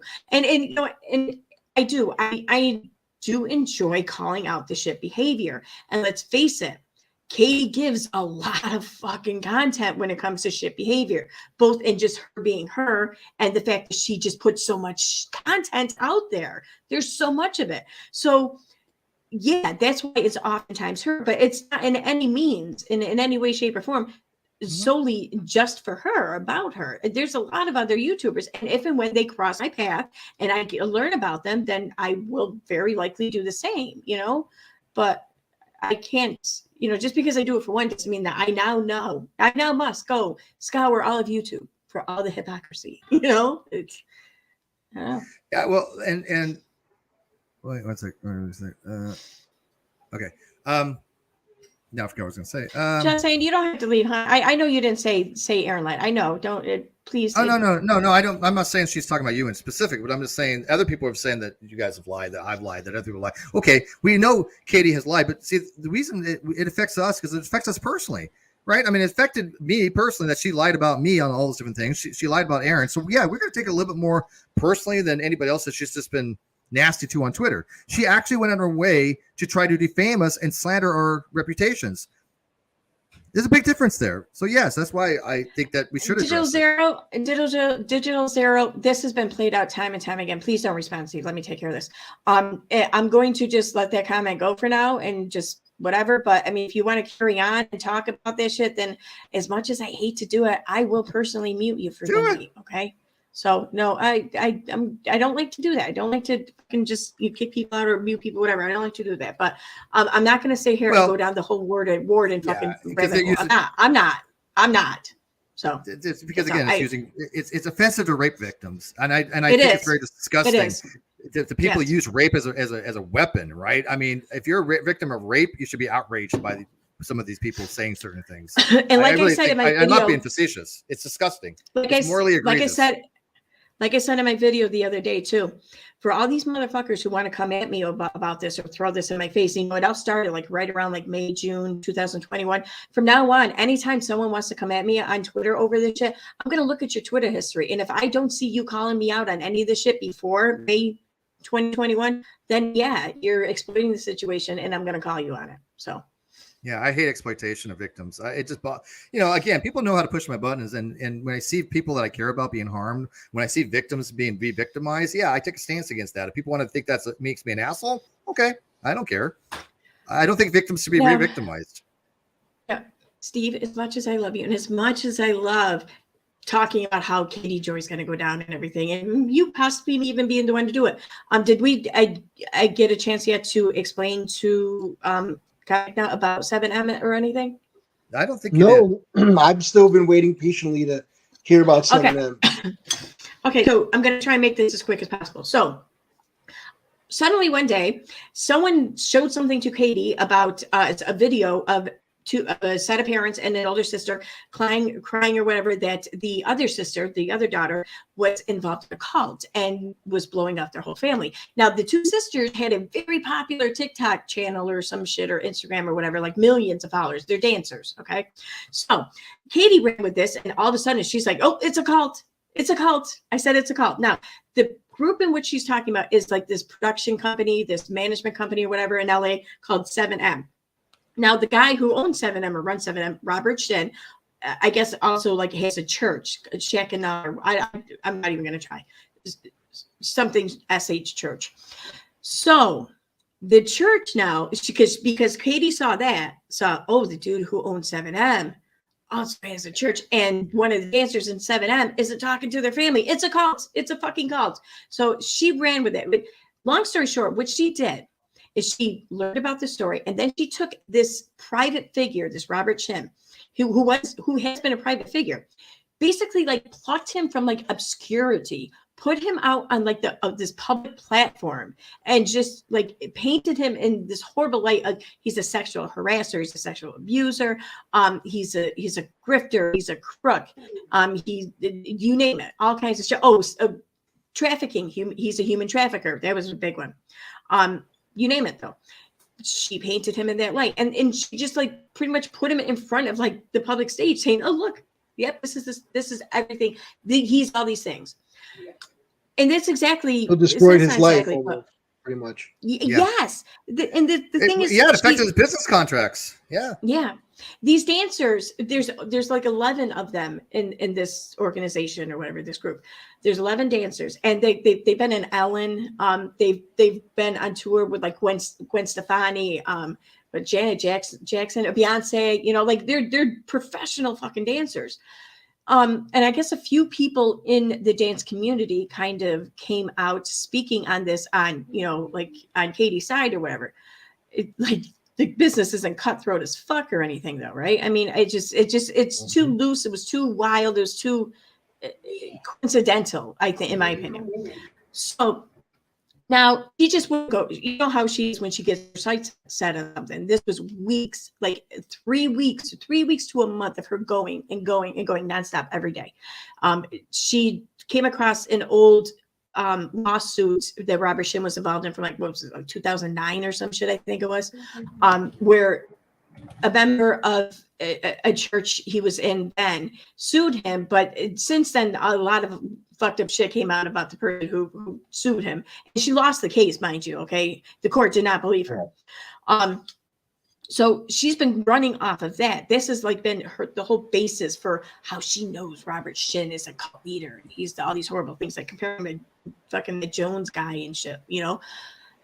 But it's been nonstop. And then she would learn about these dancers being sponsored by a company or brand or working with like a sports team in LA or some shit. So then she would reach out and contact them and encourage others to do so. They started losing their fucking bids and these contracts and these jobs. So now there's actual damages here. So yeah, that's pretty much the case. And they had sent her a cease and desist. She ignored it for 3 weeks, and that's when they filed on her. Yeah, Miss, can you show Miss E's comment because she's spot on? She says, Oh, I'm sorry. "Show me one person Katie has helped get out any cult." Yep. Who has Katie ever helped get out of a cult? And by the way, Katie and Unirock had actually, I think, had to formulate this together. I'm sure that they worked on this together. Can't prove it. Whatever. Believe me, don't believe me. I don't get the evidence. Seems to be the case, but they had actually, said that I and Aaron and Tina were cult leaders as well. In fact, I think that Aaron was a super overlord. I was just a minion of hers as a figurehead. But yeah, like she was the supreme leader. Everybody bowed down and did Aaron's bidding. She was the cult leader, and I guess it was a sex cult too. But nobody was having sex. It was like it kind of sucked. Aaron, I want to be in that cult. It's the worst sex cult in the world when you're actually nobody's having sex, right? God damn it! I was the enforcer, Aaron the enforcer. Okay, come Aaron on, that's a cool fucking name. Aaron the enforcer. Yeah, Swear to God, yeah. knees. It's crazy. Maybe EbjcomicNut was the actual head down in Honduras. That was. Yeah, I was silently behind Yes. I was. You couldn't see me in the back there. Yeah, I was like the Wizard of Oz. It's hilarious though. It's like that's a playbook that they had. Oh, they're going to call somebody a cult leader. Okay, what cult? Who's the members? Where is it located? What's the belief system of the supposed cult? Yeah, it's here's our go-to, and yeah, it cost them because they had business arrangements with the LA Clippers. I'm sorry. What? My Beavers love joke. I was going to make a Jonestown cult joke, but the punchline's too long. She's funny. Guys. She comes up with some really good ones. Yeah, I love her. It's not very long line now. They're all dead. She could cry. That was so good. It caught me off guard when I was reading it. Sorry. No, yeah, she's my beaver. I don't even know what some beaver name she has. She changes the beaver name often, but I'm not sure which beaver name she has tonight. But dude, I've known her for a while. I love having her in chat, especially when it's like serious shit, because like when shit gets a little too thick, the tension. It's like she just knows. Why don't suicide cults exist? They don't know. That's good. Oh my God, that's so bad. By the way, didn't Katie Joy say that she was old enough to remember Jonestown? No.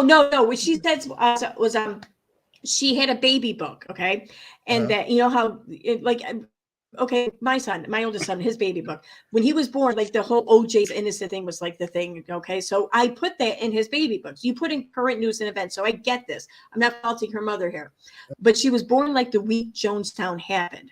So according to Katie, there was like newspaper clippings or something or whatever, the current events and news in her baby book. So that's what her. Oh, she's remembering the baby book, not the event. Right. Yeah. Because it happened the week she was born. And that's not to say that she's like the reincarnate. Yeah. It's not to say she's like the reincarnated Jim Jones or anything. Right. Don't accuse me of ever saying that. That's a reasonable explanation I can go with. Because she was born in 1978. Right. Jonestown was 78, so that makes sense. That's what that was all about. Oh my God! Oh, Navy text. Oh, I'm sorry. I'm gonna say this. You're so funny. Oh my God. Negative exponents had asked the name of the video where Katie Joy accused you and I produced in CP. I don't know. Aaron actually has talked about that. I told Aaron I don't remember that. I don't remember that claim. I just don't. I don't Aaron know. Keeps talking about it, so I don't know. I don't remember her making the claim. I remember Unirock making the claim, and I do have that video. Okay. It'll take me a minute to find it. I have to upload it on another channel and shit. But no, it was Unirock who made that claim. Yeah, I don't remember Katie specifically. I remember her talking about something on Katie Baxter's, but it was kind of more implied. Yeah, exactly. Yeah, it wasn't explicit, but there was something implied there. But as far as any direct, no, I don't recall her doing anything directly. But Aaron, like I said, Aaron had said that she was, and I don't know what she was referring to other than Baxter Stream. Now, if Unirock was to, well, then it's fucking Unirock. Unirock's isn't. Yeah, no, that's when I first heard it was Unirock. That's when he. I'm sorry. Go ahead. No, real quick. I missed YouTube. I missed you guys, but I didn't miss any of the drama, man. That's for damn sure. Yeah, unfortunately, it's par for the course, right? I mean, there's going to be dishonest people on the YouTube. There's going to be dishonest agents, and some of them just don't want good people to succeed. They want the harmful people to succeed because they get off on it. They like trolling. It's always going to be a part of the culture. It's just there. The key thing is to recognize it. You know. Navy Tex, I'm going to give you, just to be fair, I'm going to give you the same warning I gave the other person. This is my channel. I don't want to fucking go down any kind of warden rabbit hole or any shit like that. I'm so sick and tired of people trying to use this shit as a means to come at people when, you know what, none of you fucking people give a shit about sexual assault. You just don't, okay? You don't talk about it any other time but now. So I'm going to give you the same warning I gave the other person. I'm not going to do anything about it right now. I'm going to let it go. But if I see it again, I'm going to mute you. For the night, just for the night. I mean, I don't block people. I don't like to do that. But yeah, I will mute you. Just no, don't fucking come here and do that shit. Just please don't. Yeah, please don't. Marine Mom seems to state it more clearly. Katie said they were behind calling the shots, and Uni Liar who said it. So Unirock, according to Aaron, is the one that actually made those falsities. Which, by the way, if he had probably assets, people could sue the shit out of him too. And then Katie was saying that Unirock was like right, and that we were the ones that were calling these shots or something like that. Which, again, what is this, Prison Break? That sounds about right. And negative exponents. Sorry. Yes, I will get you the link and everything. I'll get you the timestamp and all that, and I'll get it to you. And Aaron, here's the funny thing: who the fuck listens to us? Who are we shot callers for? Nobody fucking listens to us. We give advice, and then people don't take it. And we go, okay, we told this person this is our advice. Take it or leave it. That's it. They did it. Whatever. Yeah. See, all right, you know, fuck. I don't. If we're gonna, I don't mind touching on this a little bit, but I don't whatever. It seems this is where the chat wants us to go. So whatever. I don't understand so much of this. Like, I get that there's mob mentality, and I get that there are some people who just really piss off people, like a lot of people in a weird ways or whatever. I get it. I get that there are situations and scenarios like this, but I've never seen any shit like I've been seeing over the past 2 years on social media, primarily Twitter, against Steve McRae. I mean, and I don't care. Even if half the shit is that people say about him were true, just for argument's sake, let's say half of it's true. The reaction I'm seeing from people day in and day out over anything and everything, it's insane. It's just fucking insane. I don't know what else to call it. Why do you think there's an actual thing called the McRae virus out there that people get so upset because reasons? They just pick a target. That's all they do. It's targeted harassment. It's targeted gang stalking. I just happen to be the target for a while. Other people have been targeted as well. I mean, that's all it is. It's just targeted gang stalking. You're right. And I get it. And there's been people who other content creators who I've, liked, admired or whatever, and, been friendly with the time and here and there, and so have you, and I've been paying attention. I've been seeing like this change happen, this switch happen, and it's like now there's one person in particular who really just kind of talked with some common sense most of the time.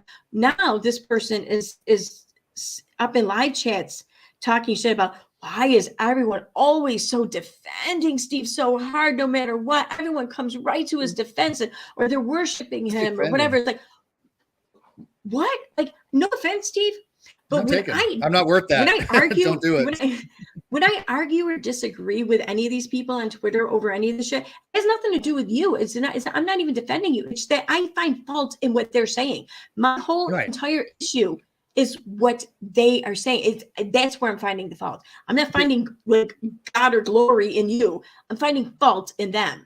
Well, you got to remember, a lot of them from the GDC days, right? A lot of them are 6 years in the making that they got butthurt 6 years ago, and they've been stalking ever since. People that I don't talk about for the longest time. It's been 6 fucking years, and they can't let it go that I had a relatively little successful community on G+, and they didn't like that. And I was, talk about the atheist community, and then I would explain what atheism is in philosophical context. They didn't like any of that. And so they swore this lifelong vendetta against me that they would do whatever it takes to take me down for the next forever, in perpetuity, so to speak. Yeah, it's bizarre. It is really bizarre that they got that butthurt, but that people know this now. So it's like out in the open. So, I mean, there's nothing to defend, you know? And so I wouldn't want anybody to defend me. I always want people to ask evidence. That's it. Asking for evidence is not a defense of somebody. Hey, No, I just got to say though, excuse like, me. I'm gonna be right back. I have to call my daughter because I have to tuck her in over the phone. Oh, that's If not, you she'll do be you, like, do you? do it. she'll, Do you? she'll kill me. So give me 10, 15 minutes. If you guys are still on, I'll come back. Yeah. So Awesome. Aaron, when did I ever All talk right, shit on? Caesar. Thank you, EJ. When did I ever talk shit on Uncivil? This is news to me. You know, you Did I not didn't. say, never once did I not say that I have no issue with Uncivil? You just Law? all you said was that you haven't watched the stream. Right. How is that That's talking why shit I about got him? mad. That's Right. it. I don't. So I'm a little But yeah, it don't confused matter. when people Whatever. make these comments. Like, how am I talking shit about somebody that I never talked shit on? I did see though. Navy had asked how the lawsuit was going with KJ or with the fundraiser or whatever. So I'm here. Here's a link in the chat right now. So if anyone wants to donate to Steve's GoFundMe, and all the funds are going to the lawsuit against KJ Joy. Every dime. I will say that and- there's some new. Well, if I Yeah, can and, put and this- like he's pretty much matched just about every dollar too with his own money. But whatever, you know what? I wasn't even going to drop this. I wasn't even going to talk about the link, but Navy wants to talk about it. So by all means, let me provide the link then. We are waiting for certain things. We definitely want to see how these lawsuits go. We wanted to see, you know, how they progressed. I will be having some journals, what they call them, blogs written about me. There's a journalist that got in touch with me. There's a story being written about me. And there's a few other things. My whole thing is to get the story out, not so much to, you know, I told my lawyers I'm happy to go to mediation, right? I'm happy if she just admits she lied, right? So if I can go to mediation, and then they could say to her, hey, look, you've made these claims. We need to see evidence for this, and there's no evidence to be produced, just like TC's doing. That vindicates me wholeheartedly. That's all I want. I want vindication that she has to admit she lied. Now, everybody knows she lied by now. I don't know even the most hardened troll besides Uni dipshit who would even say that she didn't lie about everything about me. We know that this is the case. I want this to be on record, though. I want this to be in the court filings or in some way that she has admitted to this. And that's the most difficult thing. This is what Todd wants as well. Her admission that she lied. And the channel right now is supposedly YouTube was going to take it down, which would be very beneficial to most people. But we don't know why the YouTube have not said that what they're supposed to. They literally said they would take it down if they were sent certain things. Certain things were sent to them. They didn't do anything. So that would be my end result for her to get show that she lied or said that she lied, and then of course her channel being removed because I don't think she has an ability to defame people on YouTube and YouTube to do anything about it. I don't know. I don't get it. Yeah. So that's the reason why. Yeah. But yeah, I mean, I've already spent $5,000 above my, the GoFundMe and my own money on this. What am I getting out of this? It's not for the money. It's for the fact that I want her to admit that she lied. How am I making any profit on this? I've already spent $9,000. I've only had to GoFundMe for $4,000. That's a difference of $5,000 in my own pocket. To what end? Sorry, Aaron Lee's just asked a very interesting question. I asked her, whatever. Aaron, did you see the $1 million lawsuit counterclaim on Todd Chrisley? I have no idea what you're talking about. I guess is this new or is this old? This is from Katie. I mean, I know that we read her post where she was talking about I filing a counterclaim or whatever. Has she already filed it? I don't know. Aaron, they talked about a counterclaim in the beginning of the stream. Ocean talking to Aaron. Okay. Okay, but she hasn't filed it yet. Yeah, she's not. I don't think she's filed it yet, and she hasn't filed anything on the 7M case either. Yeah, there's nothing been filed on the Chrisley case. But like I said, I think she realized she was not going to get her case dismissed tomorrow. So the other option would be, okay, if I'm not going to get the case dismissed, file a frivolous countersuit, which is just all they have to do is now say we deny, and then that's fine. They want that discovery. That's the whole thing, is that she's trying to postpone getting that or having to give discovery about who she talked to. That's what she doesn't want to talk to. Okay, here's the deal, guys. people who want to come here and just try to, I don't know, be dicks and assholes, whatever. From I'm gonna just say uni fam. I don't follow uni for this. I'm all blocked, so I can't see them. I'm just putting them all together. I'm starting to mute people now. That bottom line, I will happily talk to any one of you guys one-on-one anytime you like. Just reach out to me. I'm very amenable, and I will absolutely give you the time of day. But this right here, what you're doing right now on my live stream, and we're trying to talk about Katie and shit, y'all just kind of look like fucking agents of Katie at this point, like trying to change the subject. Who says they're not? Okay, exactly. Yeah. So I'm just done. I'm fucking done. I'm muting you guys, and I really fucking hate silencing people. But I mean, sometimes you just gotta shut the shit up, I guess. I don't know. Yeah, I'm sorry, but I have all those people muted, so I can't see what they're saying. So Sunny D says, does she have a lawyer for the 7M case? Not yet. It's not been a filing for a notice of appearance yet for the 7M. But she was supposed to do that by the 25th, I thought. Yeah, again, not saying you are an agent KJ, but when you come in and you do shit like this, you kind of look like it. Yeah, it's disruptive, and they know it, and they again, they don't care. These people are just not good people. They go into various live chats and try to disrupt it. And I'm sorry, but if you just do that, you're just a shitty person. You're just a shitty fucking person.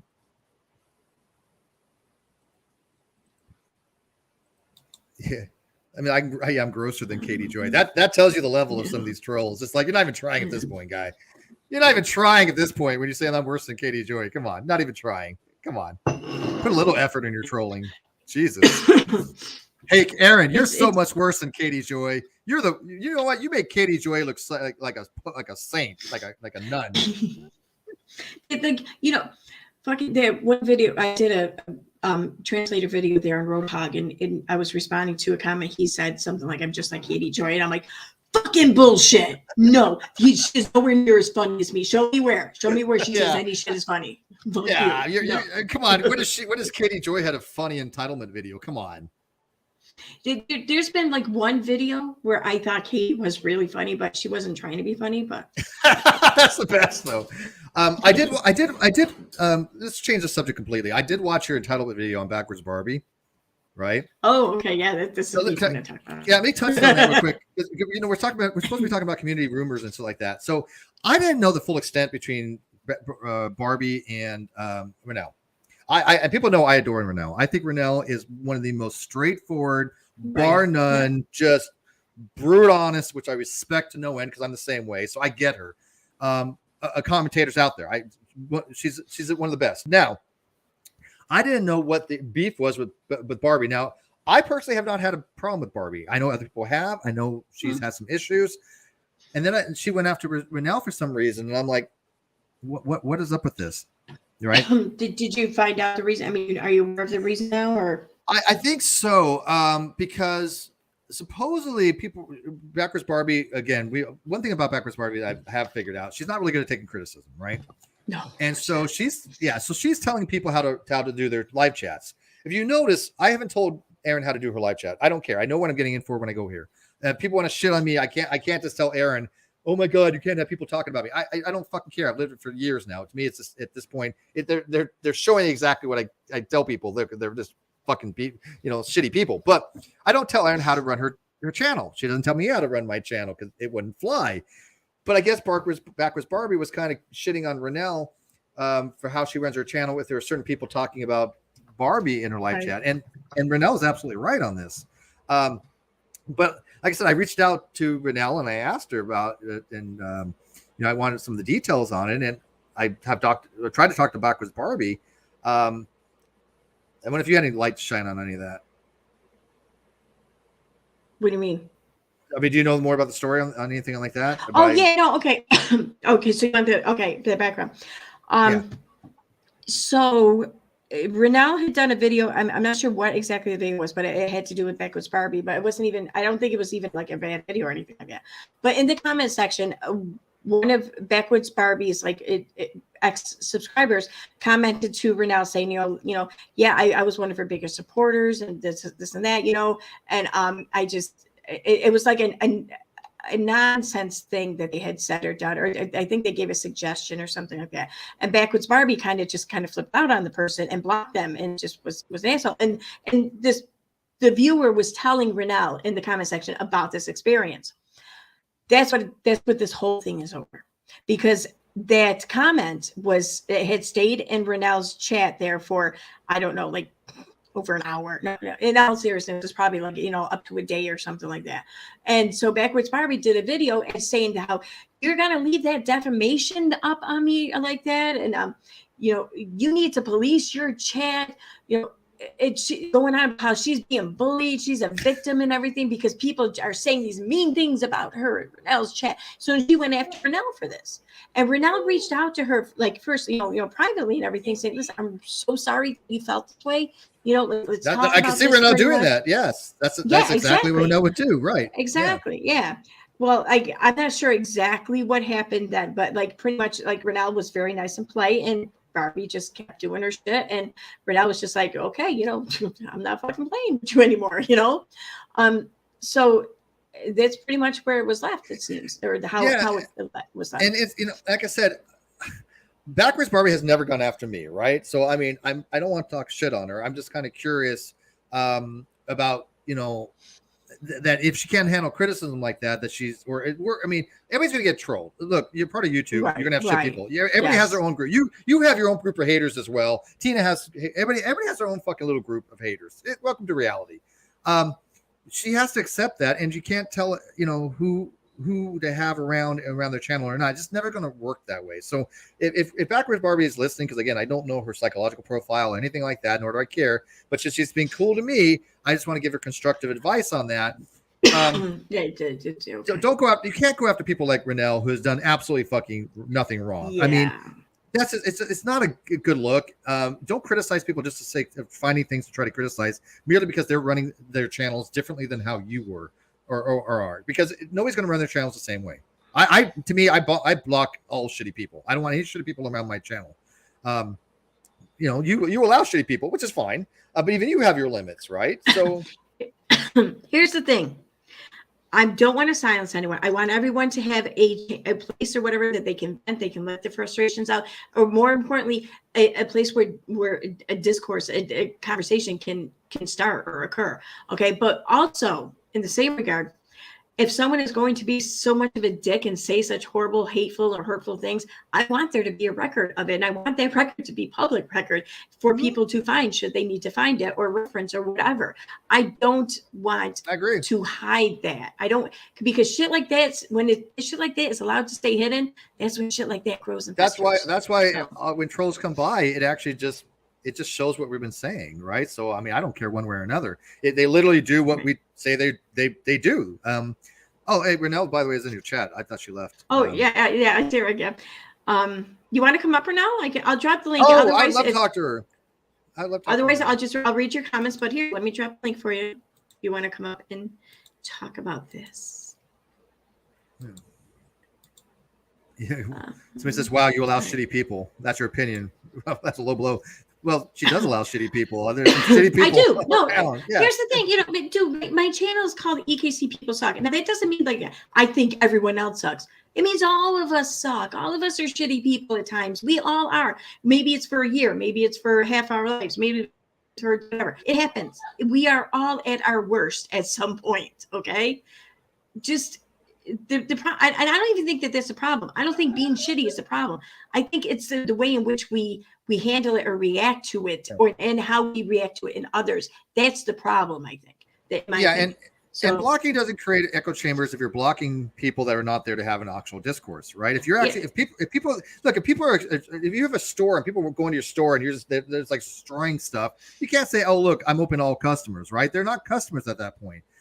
People that want to have an engaging dialogue, they're more than welcome around my chats all the time. I thrive on that shit. My channel is dedicated to having open and honest conversations. And so if people want to come in and they want to have an argument, we can discuss it. But if they're not there, one, willing to change their mind, or two, they just want to promote an agenda and shit on people, and that's not a discussion. And see, and I hate the fact that I've been muting people now tonight because of this shit, but people who I muted, they didn't come here to talk. They didn't come here to reach a resolution or whatever. They came here to spin their fucking weird fucking narrative. But all right, whatever. Renelle's here, so yay. Oh my goodness. Hi guys. Oh my God! It's okay. It's your voice. Wait, I'm starstruck. I've never talked to Renelle. Every time by the way, I've asked Renelle. I would like to have a conversation. And she's like, I'm so busy, and I get that, but I'm blushing. You're blushing. I think she's married, Steve. No, I don't. I know. I'm No, teasing him. don't even go there. I'm teasing. Hi guys, how are you? I'm fangirling. Hi. So I saw here your comment. Friday afternoon, I was napping. My phone was blowing up. My daughter woke me up asking why my phone was blowing up. I checked my phone and saw messages that Backwoods Barbie made a video calling me out, and I watched. That's where you left off with things. So Right. please. So, as I said, I dropped my kids off at school, came back, had nothing to do. My oldest daughter was at home. So we got chatting in our room, laying in bed, watching Netflix, going about our business, so I fell asleep. So she woke me up, Mom, your phone is blowing up, what is going on? So I was like, just check. I said, it must be something Katie had done. So my phone kept on going off. So it was messages from people telling me that I need to take up or defend Backwoods Barbie because she sounded depressed, sad, and very offended. So I'm like, what the fuck is going on? So I go and I listen to Backwoods Barbie's video, and I couldn't take any more until she got to the part where I did not read or defend her in a message that somebody had written about her. At this point, I don't live on YouTube. So I went and I'm like, oh shit, now who said what about who? So I came to a little mousy girl's comment. Who am I to make her feel like her comment or her feelings are invalid? And I answered the way I felt was right. If somebody's doing that to you, supporting their channel, who the fuck am I to say, no, you need to just, leave Barbie alone and keep on moving? So I answered her the way I felt I needed to answer her. Now, this is the thing that pissed me off. Number one, that's my comment section. Why are you going and looking for shit that's going to affect your mental health? And please, people, don't get me twisted. I'm not coming after her mental state. I'm not coming after her mental health. But what she did to me, and I'm sorry, Erin, for doing this, but that is fucked up. Period. You what? Don't apologize. Just stop. Yeah, you're nothing right. to apologize for. Here, Renelle, that was fucked up. There you go. Yeah, I thought it was fucked up too. That's why I reached out to Renelle. I was like, what is up with this? I don't, this I want to know why she decided to tell another content creator how to run their channel. I understand she's not mentally well. I get that, but it does seem she's going out of her way to find things to exasperate that, and I don't know why. Again, I'm not trying to shit on her. I have no ill will toward Backwoods Barbie. Like I said, she's always been cool to me. But when I saw her doing this to you, it bothered me. Okay, let me finish the story. She felt entitled to your comments, but go on. I don't even think it was entitlement at that point. But anyway, let me carry on my story. As I said, I'm a grown woman. We all grown, We're not in high school, we're not in kindergarten, we're not in middle school. I DM Barbie, and I explained to her what she did was fucked up. She got my number. This woman has my telephone number. We've had a conversation. I'm talking about a 1.5 hour conversation we've had. From the time she called out LB. And the reason I called her or gave her my phone number was because LB was going through a situation with her son. She made a video about Amy in regard to Backwoods Barbie. Obviously, she doesn't know what's going on in the community because she's dealing with her son. So the decent thing to do was to let her know, look, she really didn't know what was going on. Show her some grace. And I asked her to apologize to Al. And we were good. We still had a conversation. She was telling me about her struggles. I told her about my struggles. We ended the conversation with, please let me know when you need my time or anything. You have my number, call me, I'm here for you. Now we move to you just going on your channel and lying to people. You guys can go to my channel. I've taken up for Bobby so many times. Yeah, From you the have. time Yeah. Katie's husband was mocking her for accent, right up until Katie Joy was going after her. Because at the end And of the even day, wrong the is Amy wrong. King thing, the Amy King Exactly. thing too. Yeah. So she lied. I didn't call her in regard to telling her that nobody's going to tell me what to do on my channel in regard to Amy Duggar King. I called her in regard to please understand where LB was at that time. Show her some grace. So don't lie about me. So that's why I made my video and I set the record straight. Okay. Now, all this right. is the That I fucked didn't up know. thing that she did. And this is one thing I will not tolerate and never will tolerate as a coward. She went and she followed up with another video and referenced Miss South Africa. I'm no fucking idiot. Definitely not an idiot. So you went and you took the Oh, time I didn't even. to search. I didn't know nothing about that. No, I knew about it. I never made the connection. That's what I'm saying. You didn't make the connection. Okay. Right. Wow, right? But now. Mm-hmm. That is fucked up. No, yeah, you're right. You're absolutely right. When I heard that, I totally- wondered. I sat there wondering. I mean, and no offense, but I mean, she's a white Southern woman. Why is she referencing some obscure article that Think about it, people. Come on. Miss South How many America other- was? I thought it was weird, but I never made the connection though. Oh my God. Yeah. So you coming and you referencing Miss South Africa, like Miss South Africa is my fucking mother, or she's my aunt, or she's my authority, and I should follow suit with what she does. Fuck that. Wow. That is what pissed me the fuck off, because first of all, you are coward. And I was going to make a video about this, but since it's on your channel, she can feel free to visit. That is a coward to do something like that, because you haven't got a backbone to mention my name. But you will take the time to go find an article that was published a year ago. Yes, it was the old like Miss South Africa. It's not even That the current magazine, that magazine doesn't even fucking exist anymore. The last publication was done in 2000. Wow. Hey, Aaron, I just got, I'm going to say a source, but I know who the source is, so it's not anonymous. But they have just said Katie dismissed her case because the court had told her they were going to file against her. They were going to rule against her tomorrow. She has 20 days to give the discovery, or there'll be sanctions against her. Yeah, she's buying time. Yeah. So she has 20 days. Yeah, she has 20 days to turn over the discovery, as Todd Chrisley has asked, or she's going to have sanctions against her. So she already knew the court was going to decide against her tomorrow, and decided just to put out that bullshit narrative that it's on her and her team, and that she was going to file a counter lawsuit. So, okay. Awesome. I want to hear more about that. So, no, it's cool. So Renelle, so after that, like, what kind of shit have you been dealing with though? Like, say whether it's in your comment section or anything or other comments, like how much bullshit do you think you've caught as a result of this stuff with Backwoods Barbie so far? Zero. Oh, okay. Absolutely zero. No, I could see that. I mean, if anything, it helped you.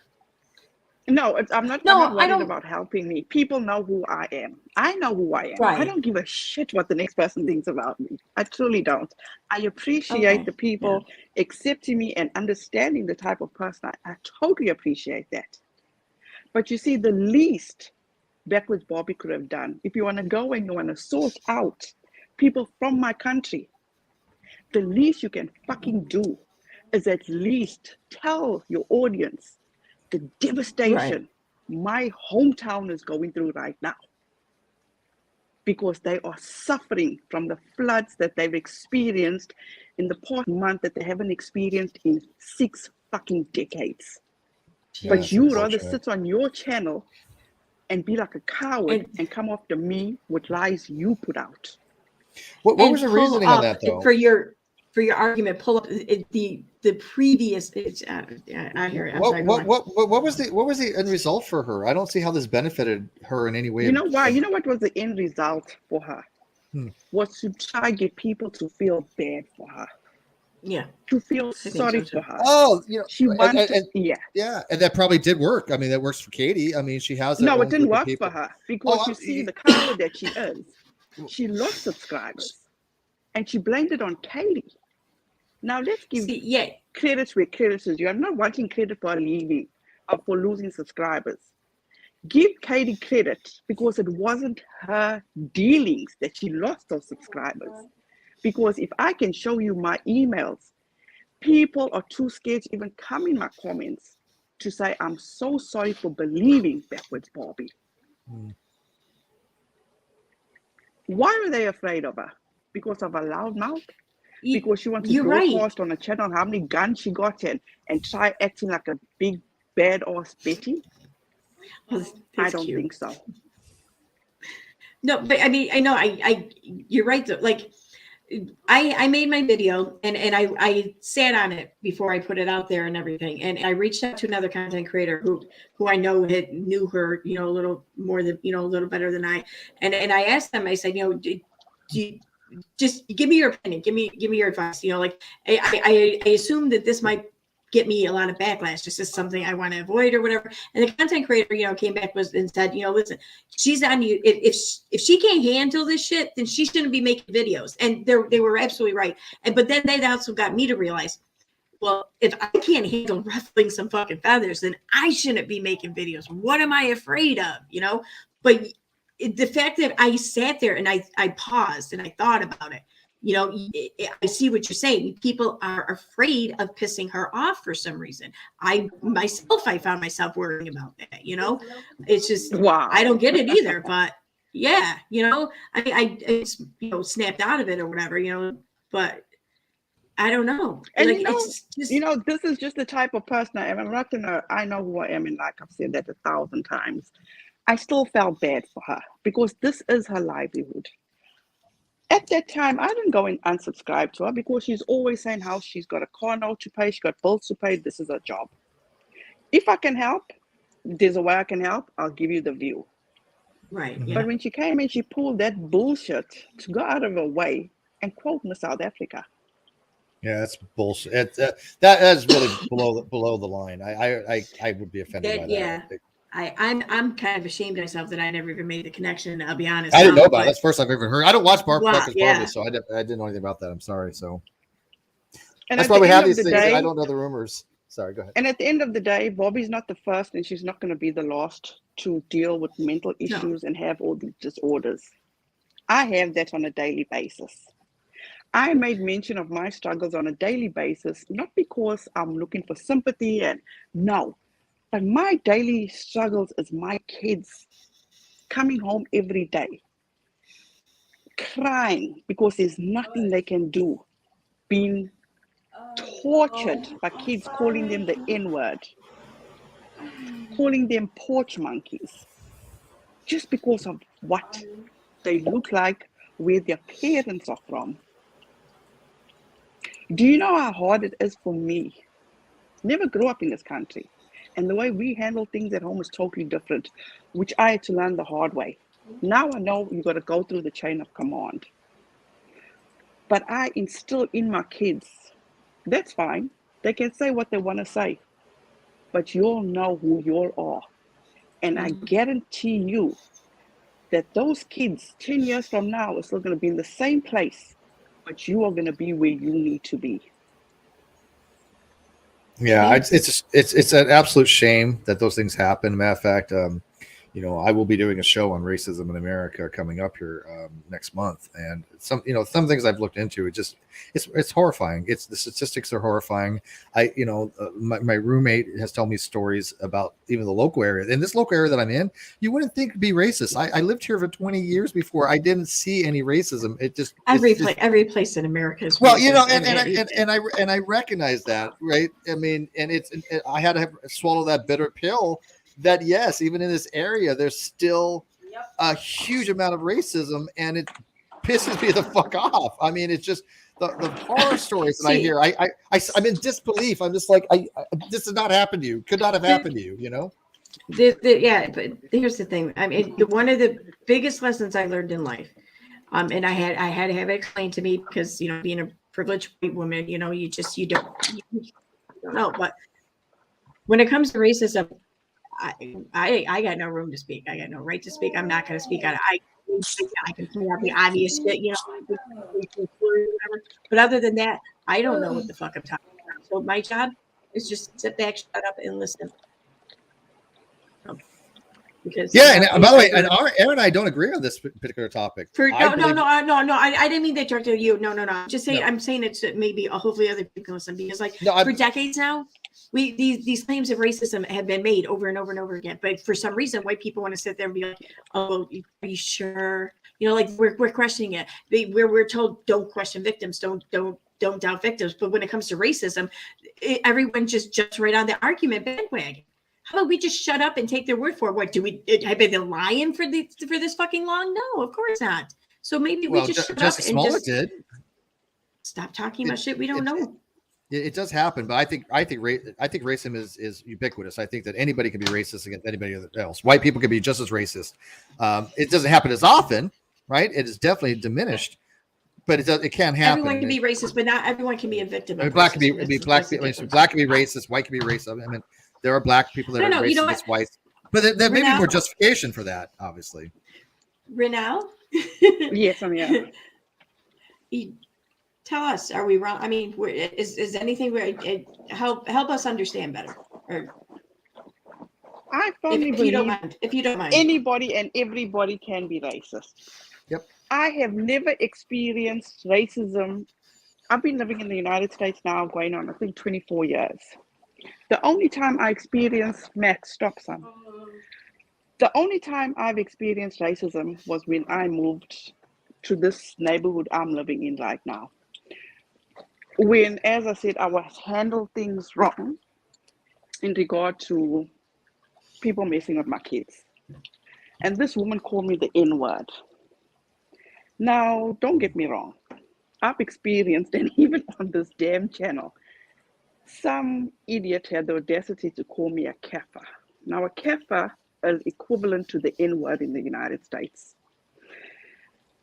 But just hearing that N-word, just hearing that N-word and somebody telling it to you in your face, it's something else. It's something I cannot even explain, but just the anger that overtakes you. And at the end of the day, all I can say, it's all just ignorance, period. Yes, yeah. Nobody knows the struggles. You see how much went through my mind when Bobby did that. That's why it's so important not to react out of emotions, because there's so much I would have said that I would have regretted afterwards. And thank God my parents are here now. And my dad sat down and he spoke to me, out of that funk. Nobody understands. I lived through the apartheid era in South Africa. I saw my parents and my grandparents living that life of segregation and not being black enough, not being white enough. My grandparents on the one side are Muslim. My grandparents on my mom's side, they're Anglican. We grew up Muslim and we grew up Catholic because my parents wanted us to make up our own mind when we grew up, but also to teach us to respect everybody's religion, respect them for who they are. And I am so grateful for that. And that's why I teach my kids that. Don't get me wrong. Today we are Christian. I may not act like a Christian because I have a mouth of a sailor, but who's perfect, right? But at the end of the day, when you want to be a coward, my tolerance level is very low, very low. I have no problem at all giving backwards Bobby my address so she can come to my door and let's see if she has. And this is not a threat or anything, but this is truly how I feel. Come to my door and tell it to my face. I have respect for you that no other person would have from me. So when it comes to being racist, You're just fucking ignorant. Period. I think that's the direct approach. I look, if people hate you for Yeah. your skin color, if people hate you for whatever, as long as they direct to me about it, I hold them a little bit higher, at least, than the people that do it Absolutely. behind my backs. People Absolutely. that come to, hey Steve, I think you're this, this, and this, blah blah blah, and I know who they are. And I'm not some random fucking faceless avatar troll, but I know who they are. I know this person, and they don't like me, and they're willing to say reasons. Okay, that to me is better than doing it behind my back. That's than some faceless troll. Have some consideration, and Yeah. at least, say it to my face. I'm like you on that. I'm direct. If I have an issue with somebody, I would rather tell them directly to them than some nameless, faceless sock account that all these people seem to have, which I don't have. So it's like I have nothing to even have. I can't go on a sock account on Twitter to spew this shit because I don't have any. But they do it all the fucking time rather than just come up and tell me directly. Same thing with you. So And Steve, sorry to cut you a lot of short. like You on that. see, No, please, sorry. obviously now this is the first time I've been. I think the first time, Aaron, or the second time I've been on your channel. People are going to, and not that I give a fuck. Okay, they're going to guilt by association right now. Okay, I've spoken to you, Steve, over DMs. Aaron, I've spoken to you. I've spoken to Tina. Not one time have I ever spoken to you guys about any other creator, but only about KJ. Because that's who I am. I'm not going to go around talking about Tom, Dick, and Harry to Philip. No, that's not how I roll. But you see, the problem in this community is that people don't have backbones. If I don't like a person, I'm going to tell you I don't like a person. But if they've got something to offer, I don't have a problem shouting them out or giving their channel. And I'm referencing this to Charlotte on the web. Okay? When all this was going down with Backwards Barbie, she put a question out on Twitter. Has anybody seen this? What do you all think? So the way I looked at it was, because she's always shouting Backwards Barbie out. Always. Praising her. So when she wasn't getting any feedback in a positive light towards Backwards Barbie, she dropped it. The next day, Backwards Barbie held her up on a pedestal. Oh, Charlotte should speak louder for everybody because this is not right. Because Charlotte made mention of nobody must put links of other channels in a comment section because maybe she don't like those people. Why don't you just name who you don't like for number one? You know what I'm saying? Just be straight up. Tell the people who you don't like. And then, if you want to put a comment out on Twitter and you feel it's worthy of a discussion, don't worry about who's in favor of this one or of that one. If you feel it needs to be discussed, discuss it. Yeah, That's and if you don't like somebody and you let them know, maybe you can find out why you don't like them, and maybe they can come to terms. I've had situations where people didn't like each other. I don't give a shit. If you don't like me, that's on you. No, and that's fine for you. For me, I like to know reasons, and I've tried to make amends and see why somebody doesn't like somebody. And I've had people that, like, two people, they didn't like each other, but they have both misconceptions, and so it's like, what are you going to do? It's like, you can't get them to talk about it, to each other to try to resolve things. Yeah, people can be very headstrong, For whatever reason people have for not liking each other, for arguing, not getting along, or whatever. I mean, nothing will ever be resolved. Nothing will ever improve. In fact, it may very well even worsen if the secret talk, the side talk or whatever is allowed or encouraged, and it just keeps happening. But when people are face to face with one another, or having to face even over the internet, just direct conversation, when people have to do that, then their demeanor changes. Then their mind opens up. They relax. They hear the other side better. So I mean, just the whole, like, I don't know. That's why I'm always I don't think it's ever a wrong thing to try to discuss something ever. I mean, it may not work, but what's wrong with it? I don't know. There's nothing exactly. Absolutely nothing wrong with So when it. people are doing this shit on the sly or whatever, it just, I don't know. Yeah. Let me ask you, It's Aaron and Renelle, what is it? Because here's the thing: I've never talked to Charlotte on the web besides one time in a live chat. I've never had any conversation with that woman. I don't know anything about her. Recently, about 2 people, for some reason, had said that I personally have gone after and attacked Charlotte on the web, or people that I know have attacked her on the web. I have no idea what the fuck they're talking about. Like, I legit have no clue. I've never even watched any of her shit before. And I'm just kind of curious, what is the deal with Charlotte on the web? Because I don't know why she dislikes me, but I have never done anything to that I don't woman. think anyone knows really. Yeah. Literally, what have I ever said to her? I've never talked to her. I don't know anything Look, about her. At the end of the day, from my side, I don't have anything against anybody.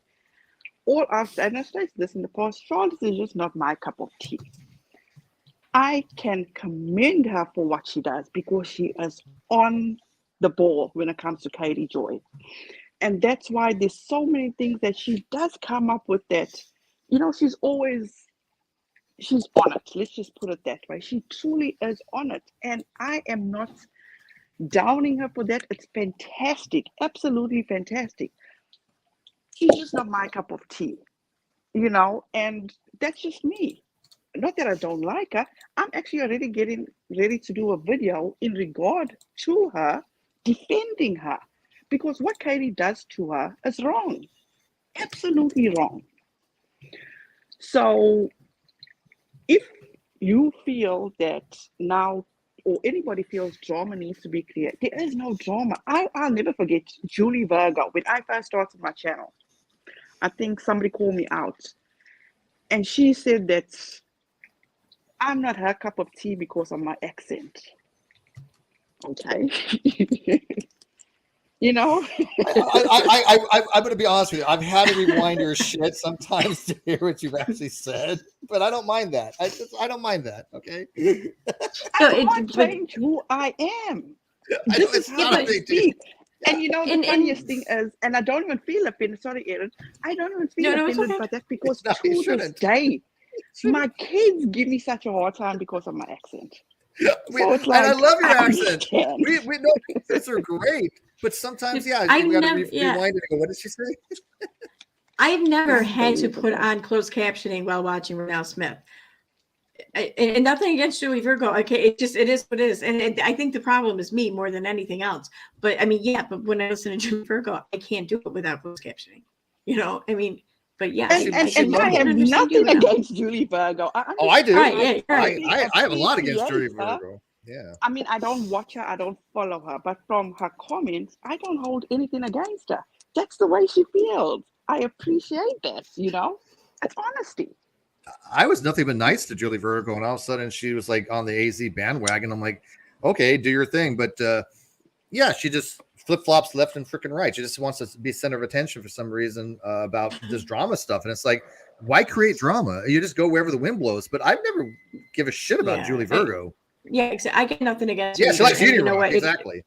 Yeah. The thing is, like, whenever there's drama or something going on, as she said, for whatever reason, she tends to just, like, I don't know, be on the side of the, if I'm in drama, she likes to be on the other side. Whatever, I don't care. That's fine. Mm-hmm. And then after a month or two, I'll get a DM. I'm so sorry, blah, blah, and that's great. And I'll always forgive her. I'm always going to be cool about that. Whatever shit happens, I don't care.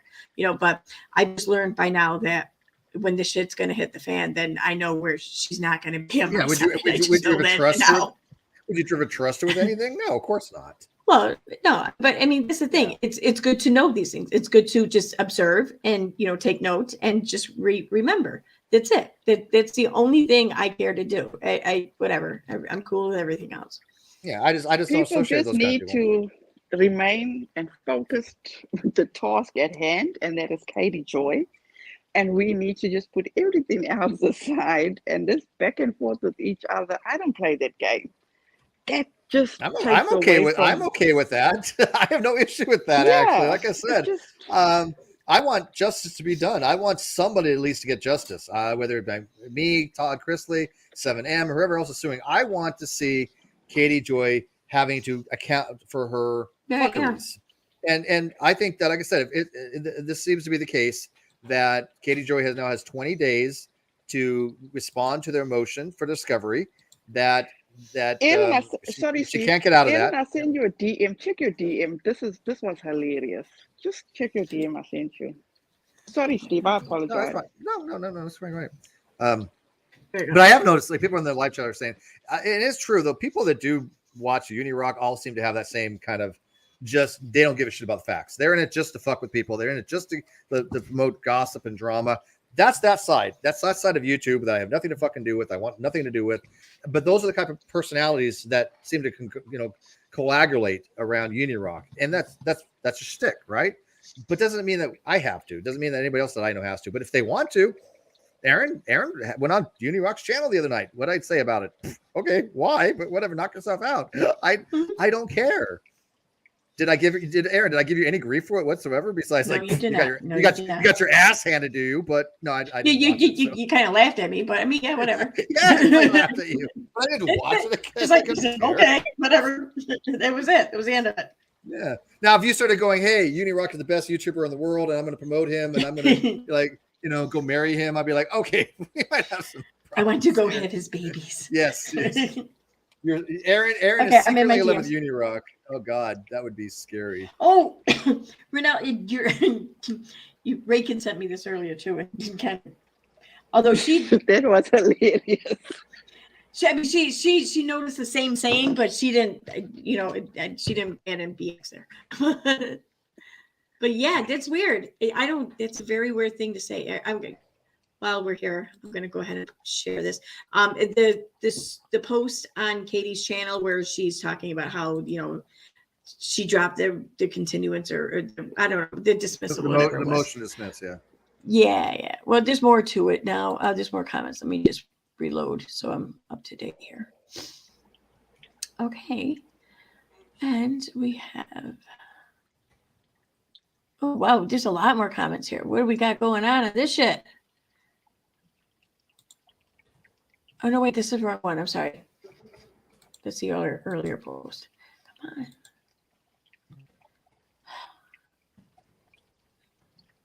This is the one. Okay. Oh, Von Art Guitars writes, if I could, I would like this 100 more times. To which Katie writes, I got you, fam. I got you, fam.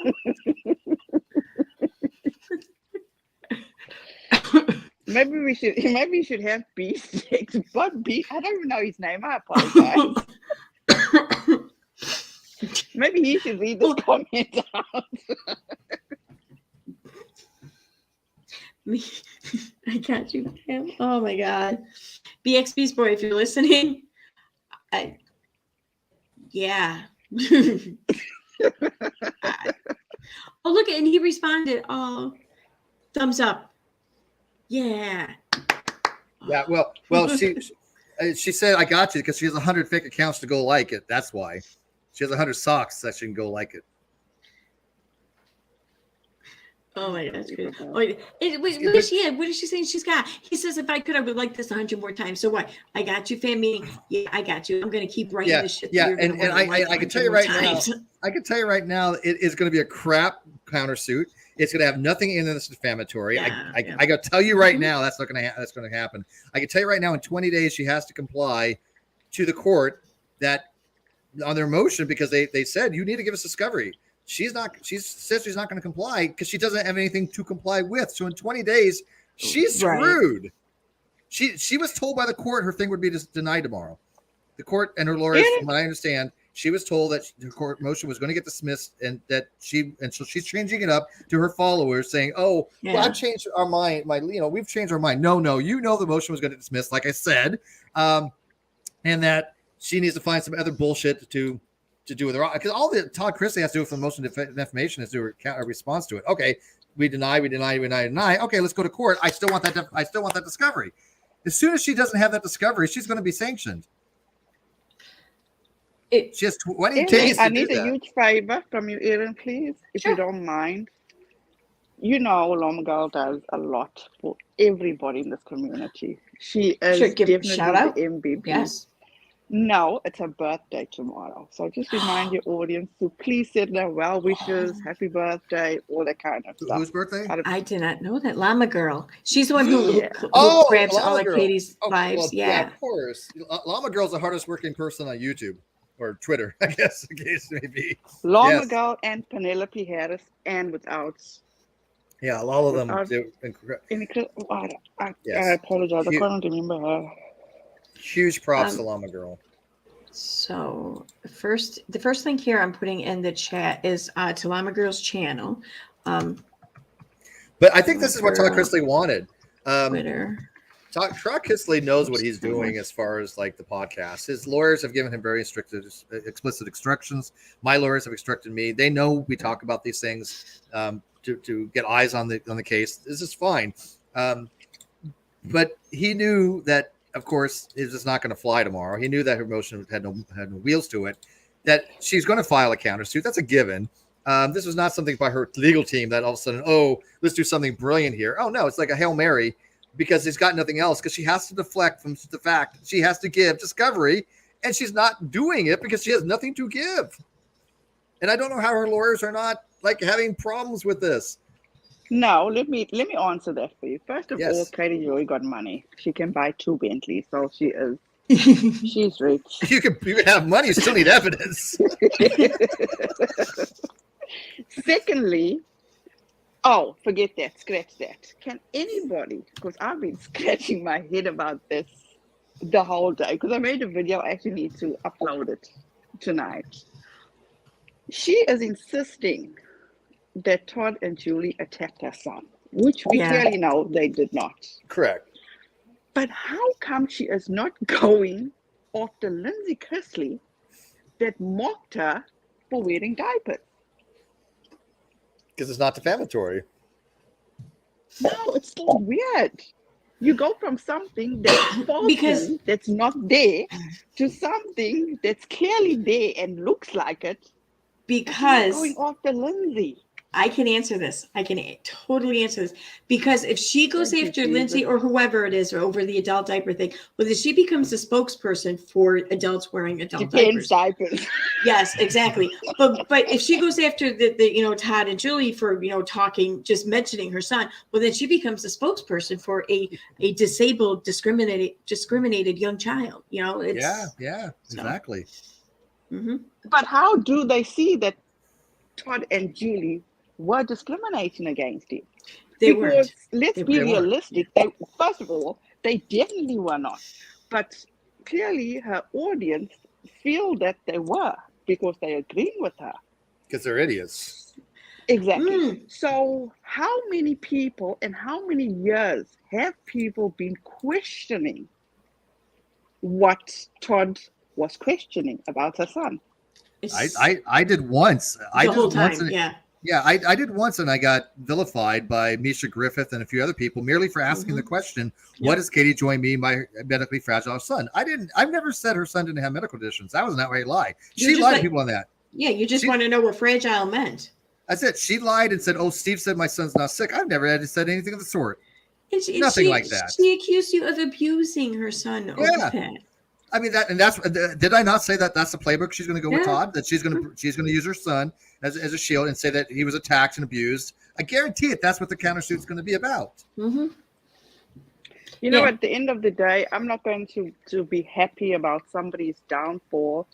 My heart breaks for her child, because whatever happens to her is going to have an effect on him. I think a positive effect on him. So, you know what? I don't even want to think about it, but I wish that she would just sit down and just reflect. She can't. Renelle, you can't ask somebody to do something what they have the inability to do. It's not that I want with her. It's an inability. There's a huge difference. She's physically and mentally incapable of doing that, I believe. Steve, I'm going to disagree with you there, because I'm going to tell you something. All right, we can't be friends. I'm done. That's okay. Block. I was at a point in my life, not as bad as Katie Joy, not at all. But I was not the type of person I am now. I was always defensive. I would fight you. I would do things in front of my kids, which I'm not proud of. I was not a good person. But there comes a time where something hits you and it makes you think. And that's when that light bulb goes off and say, fuck, And- I need to and that's change. true. Something that forces you For to some. just feel like some humility, Right. But to would humble you yourself. Yeah. Renelle, Yes. would you have ever considered yourself to be a sociopath or a psychopath in your life, or a narcissist? Never. No. Well, No. that's No. No. I think she has those qualities, and so See- when you are those things, you literally have the inability. You had the ability all along. You just made dumb decisions. It sounds like, you know. I mean, I No, think no. I'll tell you this. Sorry, Edith, I'll tell you this. no, it's okay. Steve, coming from leaving your home country at 23 years old and coming to a first world country, it's not easy. Oh, I'm sure it's very difficult. Yeah. It's hard as fuck. Yeah. You don't know who to trust. You don't know who's real, who's fake. You don't know anybody. So you basically just for yourself. You got to watch yourself. No, I agree with that. It makes sense. Yeah, I shouldn't have said maybe dumb decisions because again, you do people make decisions that they probably normally wouldn't do under other circumstances, just a survival mechanism. Yeah. Yeah, I get that. No, I totally get that, man. With Katie is it possible for her to have that eureka moment or whatever? Sure, absolutely. I don't know what kind of situation would have to occur to provoke that out of her. I mean, I don't know, but the thing is that through it just over, I don't know, past a year and a half maybe, there's been a few times where it seemed like, and it looked like, she was getting a little bit of like self-reflection, some enlightenment there, and she was getting it. But it's like every time, in my opinion, every time I thought I started to see that or whatever, that's when the biggest freaking mound of dirt got kicked up in my face or something, Aaron, seriously. Let me ask if she had to go to a 12-step program of some kind, and I don't remember what step it is, but one of the steps we have to make amends to 7, people. I think 7 or something. I think, but yeah, I know what you mean. Okay, I've never been to one of the meetings, but whatever step it is, do you think she's capable of actually making amends of any real substance if she ever did have any kind of intervention or any kind of did go to any kind of Again, a certain life event would have to provoke that from her, I think, in my opinion. But I mean, just like the whole apology shit she did, like, what was it, last December or whatever? Mm-hmm. She, even when she did come out and apologize, she quickly took that shit right back and just came back swinging twice as hard. Mm-hmm. I don't. Yeah, she not only did a half-ass apology, she took back the apology and then said, "I threatened her to make the apology." I'm like, really? I threatened you for a video that you told me you came to me and talked to me that said you were going to make a video, and I said I appreciate it. I'll make note of it, and I did it, and I did a review about it on my channel, and I posted on Twitter about it, and yet that I threatened her for it. Okay. Renelle, I hope you're right. I hope I'm 100% wrong, and I hope you're completely right. I don't know. And you know how the saying goes, you know no better, you do no better. Right, yeah. And at this point, I haven't been following Katie for, like, as long as everybody else has. But it seems to me as if this is the only thing she knows, because she's lost so much. She's used her son as a crutch. Yeah. Oh, she's gonna sue you now. No, see, here's the thing, and I've said this because, like, I first got to know her or know of her like back in like 2018, and back then she wrote a lot about the medical issues with the kid and just about the whole medical area and vaccines and all that altogether. But I've said this since day one, like a lot of her writing regarding what things were like for her as a mother regarding her kids, like that opened my eyes to people dealing with children with chronic illnesses and everything. And I know a lot of people want to sit there and say that she's a bitch for this thing she said and everything. And you know what? Maybe, I don't know, but no, she's not. She's not. I guarantee, like I don't know firsthand, but I really, really strongly believe that pretty much every mother in her shoes has at times had the same thoughts go through their minds, but they would never say things because they would feel too much shame about it, or they would feel like they couldn't or they shouldn't. But the thing is, though, is that they need to vent. They need to get this out. And Katie needed to too. And I loved learning what I learned from her out of that writing. I did. You know, so I mean, I don't know. Maybe she should have stuck being a mommy blogger. Well, maybe, I don't know. I mean, she's when things No, happen, Katie should have been an author because she is the most fantastic storyteller. Yeah, fiction. Yeah, Fantastic. write a fiction novel or something like that. Yeah. I've said, And She's good at it. She gets away with it too. And you know what's the most amazing part is that it's not, nobody really in your audience, Aaron, but she has an audience of people that do actually believe her, like legit actually believe her. And I'm just gobsmacked. she always will. Yeah.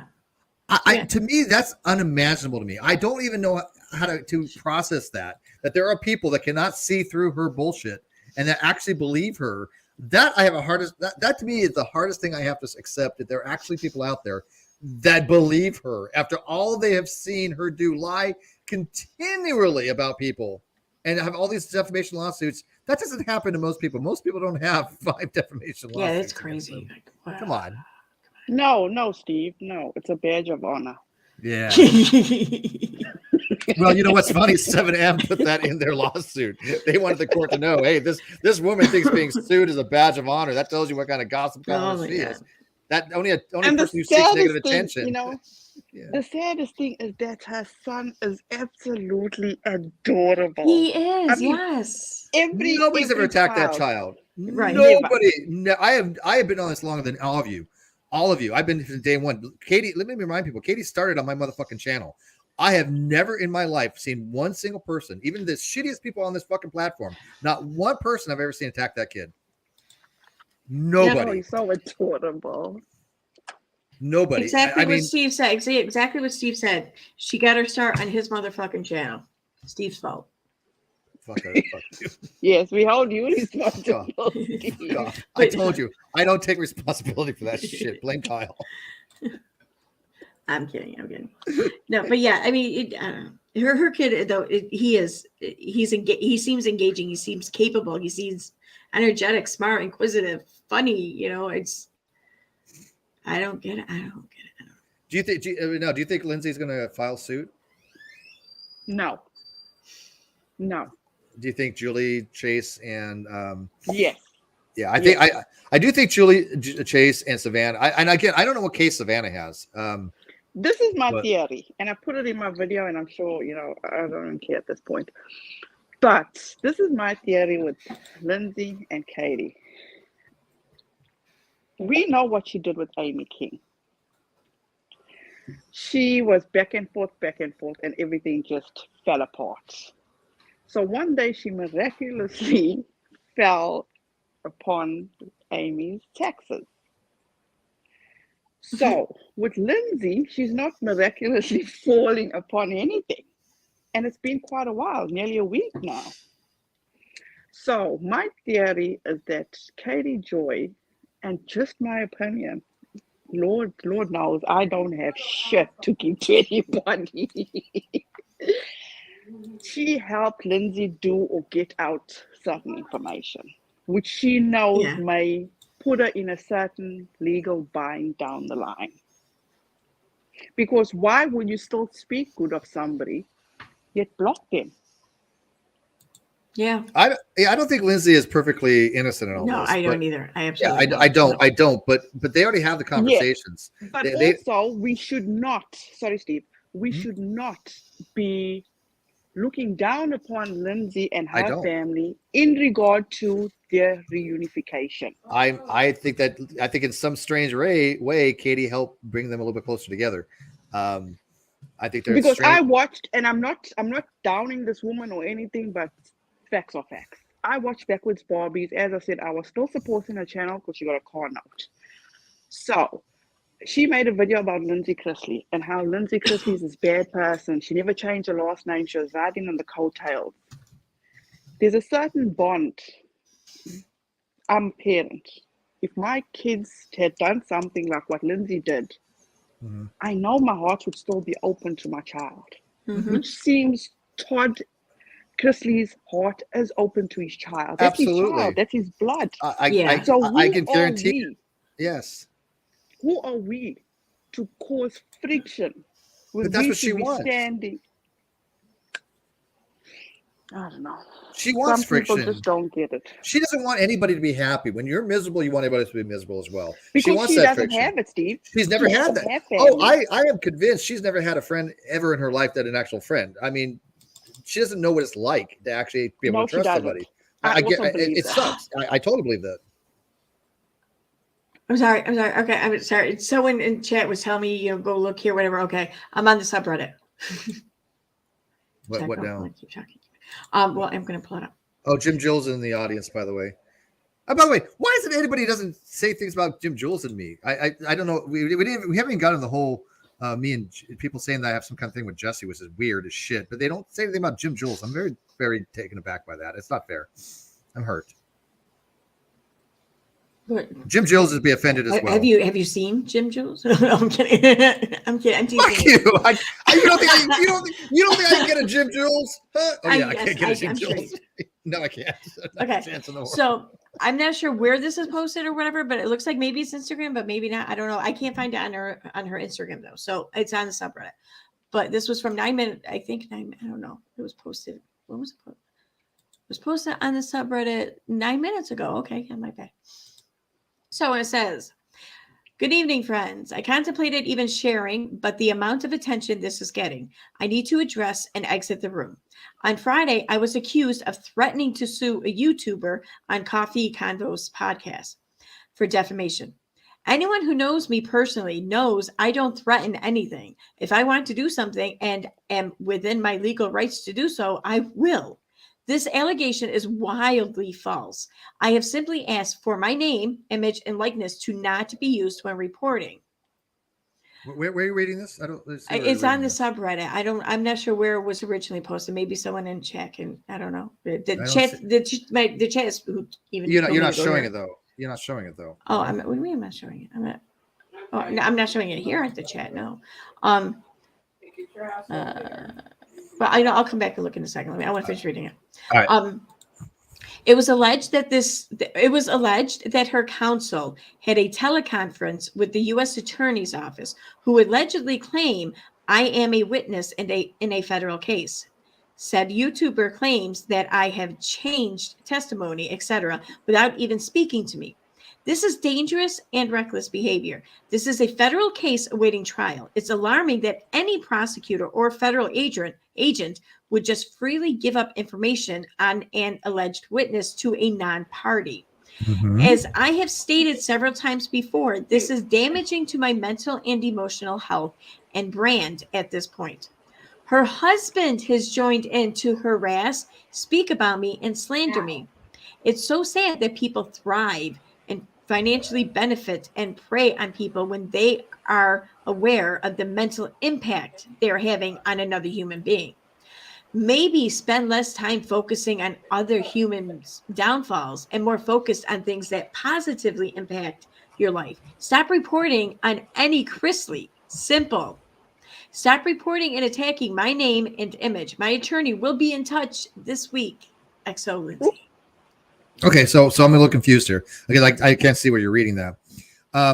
She's threatening in some ways to say, look, stop talking about me, blah, blah, blah. It sounds more like a cease and desist. But to back that cease and desist, you have to take a legal action. But she's saying she's not taking any legal action? Well, it sounds like she was getting annoyed or whatever. That it sounds like she didn't initially, to plan to take legal action or whatever. It's from Lindsay's Instagram live. Okay, cool. But now I guess maybe it sounds like she's thinking, I don't know. Yeah, I don't understand. Yeah, because Katie did put out a statement, which she, right, as per usual, deleted, that she got information from the FBI or something about Lindsay being a witness, which is false. Yeah, I get that, but is she taking any legal action is what I want to know. No, it doesn't sound like it. Then why is she involving a lawyer then? Because apparently in her last post, she says her lawyers are watching everything that's being said about her. That's some legal action. Is she doing a cease and desist? But she's not. I mean, I think she's just trying to tell Katie to cut it out. And if she doesn't, what is she going to do? It just says my Election. attorney will be in touch this week. That sounds like a cease and desist or something, maybe. Because if it was going to be filing, then my attorney will be in touch with the courthouse. But my attorney will be in touch this week, like with the other party. So I don't know. That to me, this sounds like more like a cease and desist or whatever. Instagram stories. That's where this is, not Instagram lives. The post I just read. So, I don't know much about Instagram. I don't know how to find this shit. I don't know. Thankfully, I found on the subreddit. You guys, thank you so much for having me on. It's been a joy. Thank you so much for coming on. Yes. I hope you guys have a fantastic rest of your Thank week. you. With no drama. Pleasure to actually finally talk to you, because like I said, I don't think we've ever been in a hangout together. No, please, Steve, this is going to be like a non-existent thing because I don't want people attacking me. I get it. I'm just kidding. I am just kidding because I don't see if I back you again. See if I backwards Barbie does Renelle Smith part 2. I'm just going to remain silent. I will gladly give you my address to give to us. So please come and visit. You guys, thank you so much. Have a wonderful Thank you, Renelle. Aiden, thank you so much. Have a good one. Good night. Bye-bye. Bye. Yeah. Okay, so on that note, I am going to wrap this up because I am exhausted. So who the hell's suing then? Who's Todd Chrisley talking about? I don't know, but I'm wondering maybe I don't know. I don't even know who any possibilities could be other than like the other members of his family, and like the chat there had said the other night, what's his face, but for that dude Nick to do it, I think would be really risky on his part because it's really just like a he said, she said case. So, I mean, it could go either way, but either way, it's going to be close. It's not going to fare that well for him. I don't think so. I put a wrong clip. I was cutting and pasting to somebody else, and I put the wrong cut and paste in your live chat I was going to post a video to Katie Joy on my channel. I posted something that a quote from Dr. Grandma Hoppy. Oops. I think it could have been worse. Like copy and paste because I do CP. What is it? Not I do CP. I have Control P. Control C. Control V. Yeah. Somebody's going to cut that out, right? I do Control C, Control V. And I just don't even pay attention to my clipboard. So, so all right, let's wrap it up. Any of the last minute stuff? Not really. I don't have anything planned coming up over the next couple of days. I have to work tomorrow, but after that, I was supposed to tonight, actually Tuesday night, I was supposed to do a live stream on PJ's channel, but that's been postponed. This will move back to Sunday. I would never have anything to do with her. I can't believe that you're actually have anything to do with that woman. But I don't know it against you, but why? I'm having a good discussion. Just cannot. I don't see the downside in it ever. I just don't. Even if the person is dishonest. Well, I mean, so what if they are? I mean, the only thing I can control at any point in time is me and the words that come out of my mouth. So that's I mean, I get it in a way. I'll justify it because look, I talk to flat earthers and young creationists I know are dishonest all the time, but I guess there's some reasons too. Dang it! I was going to post my playlist. Now I can't find my playlist. I'll just post my channel. You can go find my playlist on Katie Joy. Okay, yeah, no, I did post your channel in the chat though, but I'll put all that in the description too. But if there's what else, I think I saw. Yeah, I still have your channel up here. Let me go to your playlist. Yeah, put my playlist in there because I have so many playlists. I don't want to sit there and scroll through them. I don't even know where there's that. So if people want to go check out the videos I've done on Katie. And by the way, see how well they aged. They're there. I bet you they aged really well. If you find a video that didn't age well, please let me know and I'll correct the record. But I don't think that I got anything wrong about Katie. Well, if you did, though, if you did, you're going to hear about it. People will tell you. Yeah. Well, they haven't, so that maybe they didn't watch it or I didn't get anything wrong, right? So. Yeah, that's my channel there. You're gonna find a playlist. All right, well, Aaron, thank you for this lovely get together tonight. Thank you, and thank you everyone for being here. Yes, was that? Thoroughly enjoyed it. Yes, I did too. Actually, I think we had a really good stream. Yeah, even the puppy. I had a liked great it. time. Did the puppy like it? Come on, isn't this the cutest little puppy? Come on, he's only like a year old. What, you don't like dogs? Like No, I love dogs. Look at that face. Look at that face. That's the cutest. I'm sorry, but if people don't like dogs, you're a shit person. I'm No, sorry. I know. That is a cute dog. It's It a is. cute freaking dog. He loves me. Oh. This dog is so pampered, it's ridiculous. I bet, yeah. All right, guys. Have a good night. All right, I'll goodbye. see you later. See you around. Bye.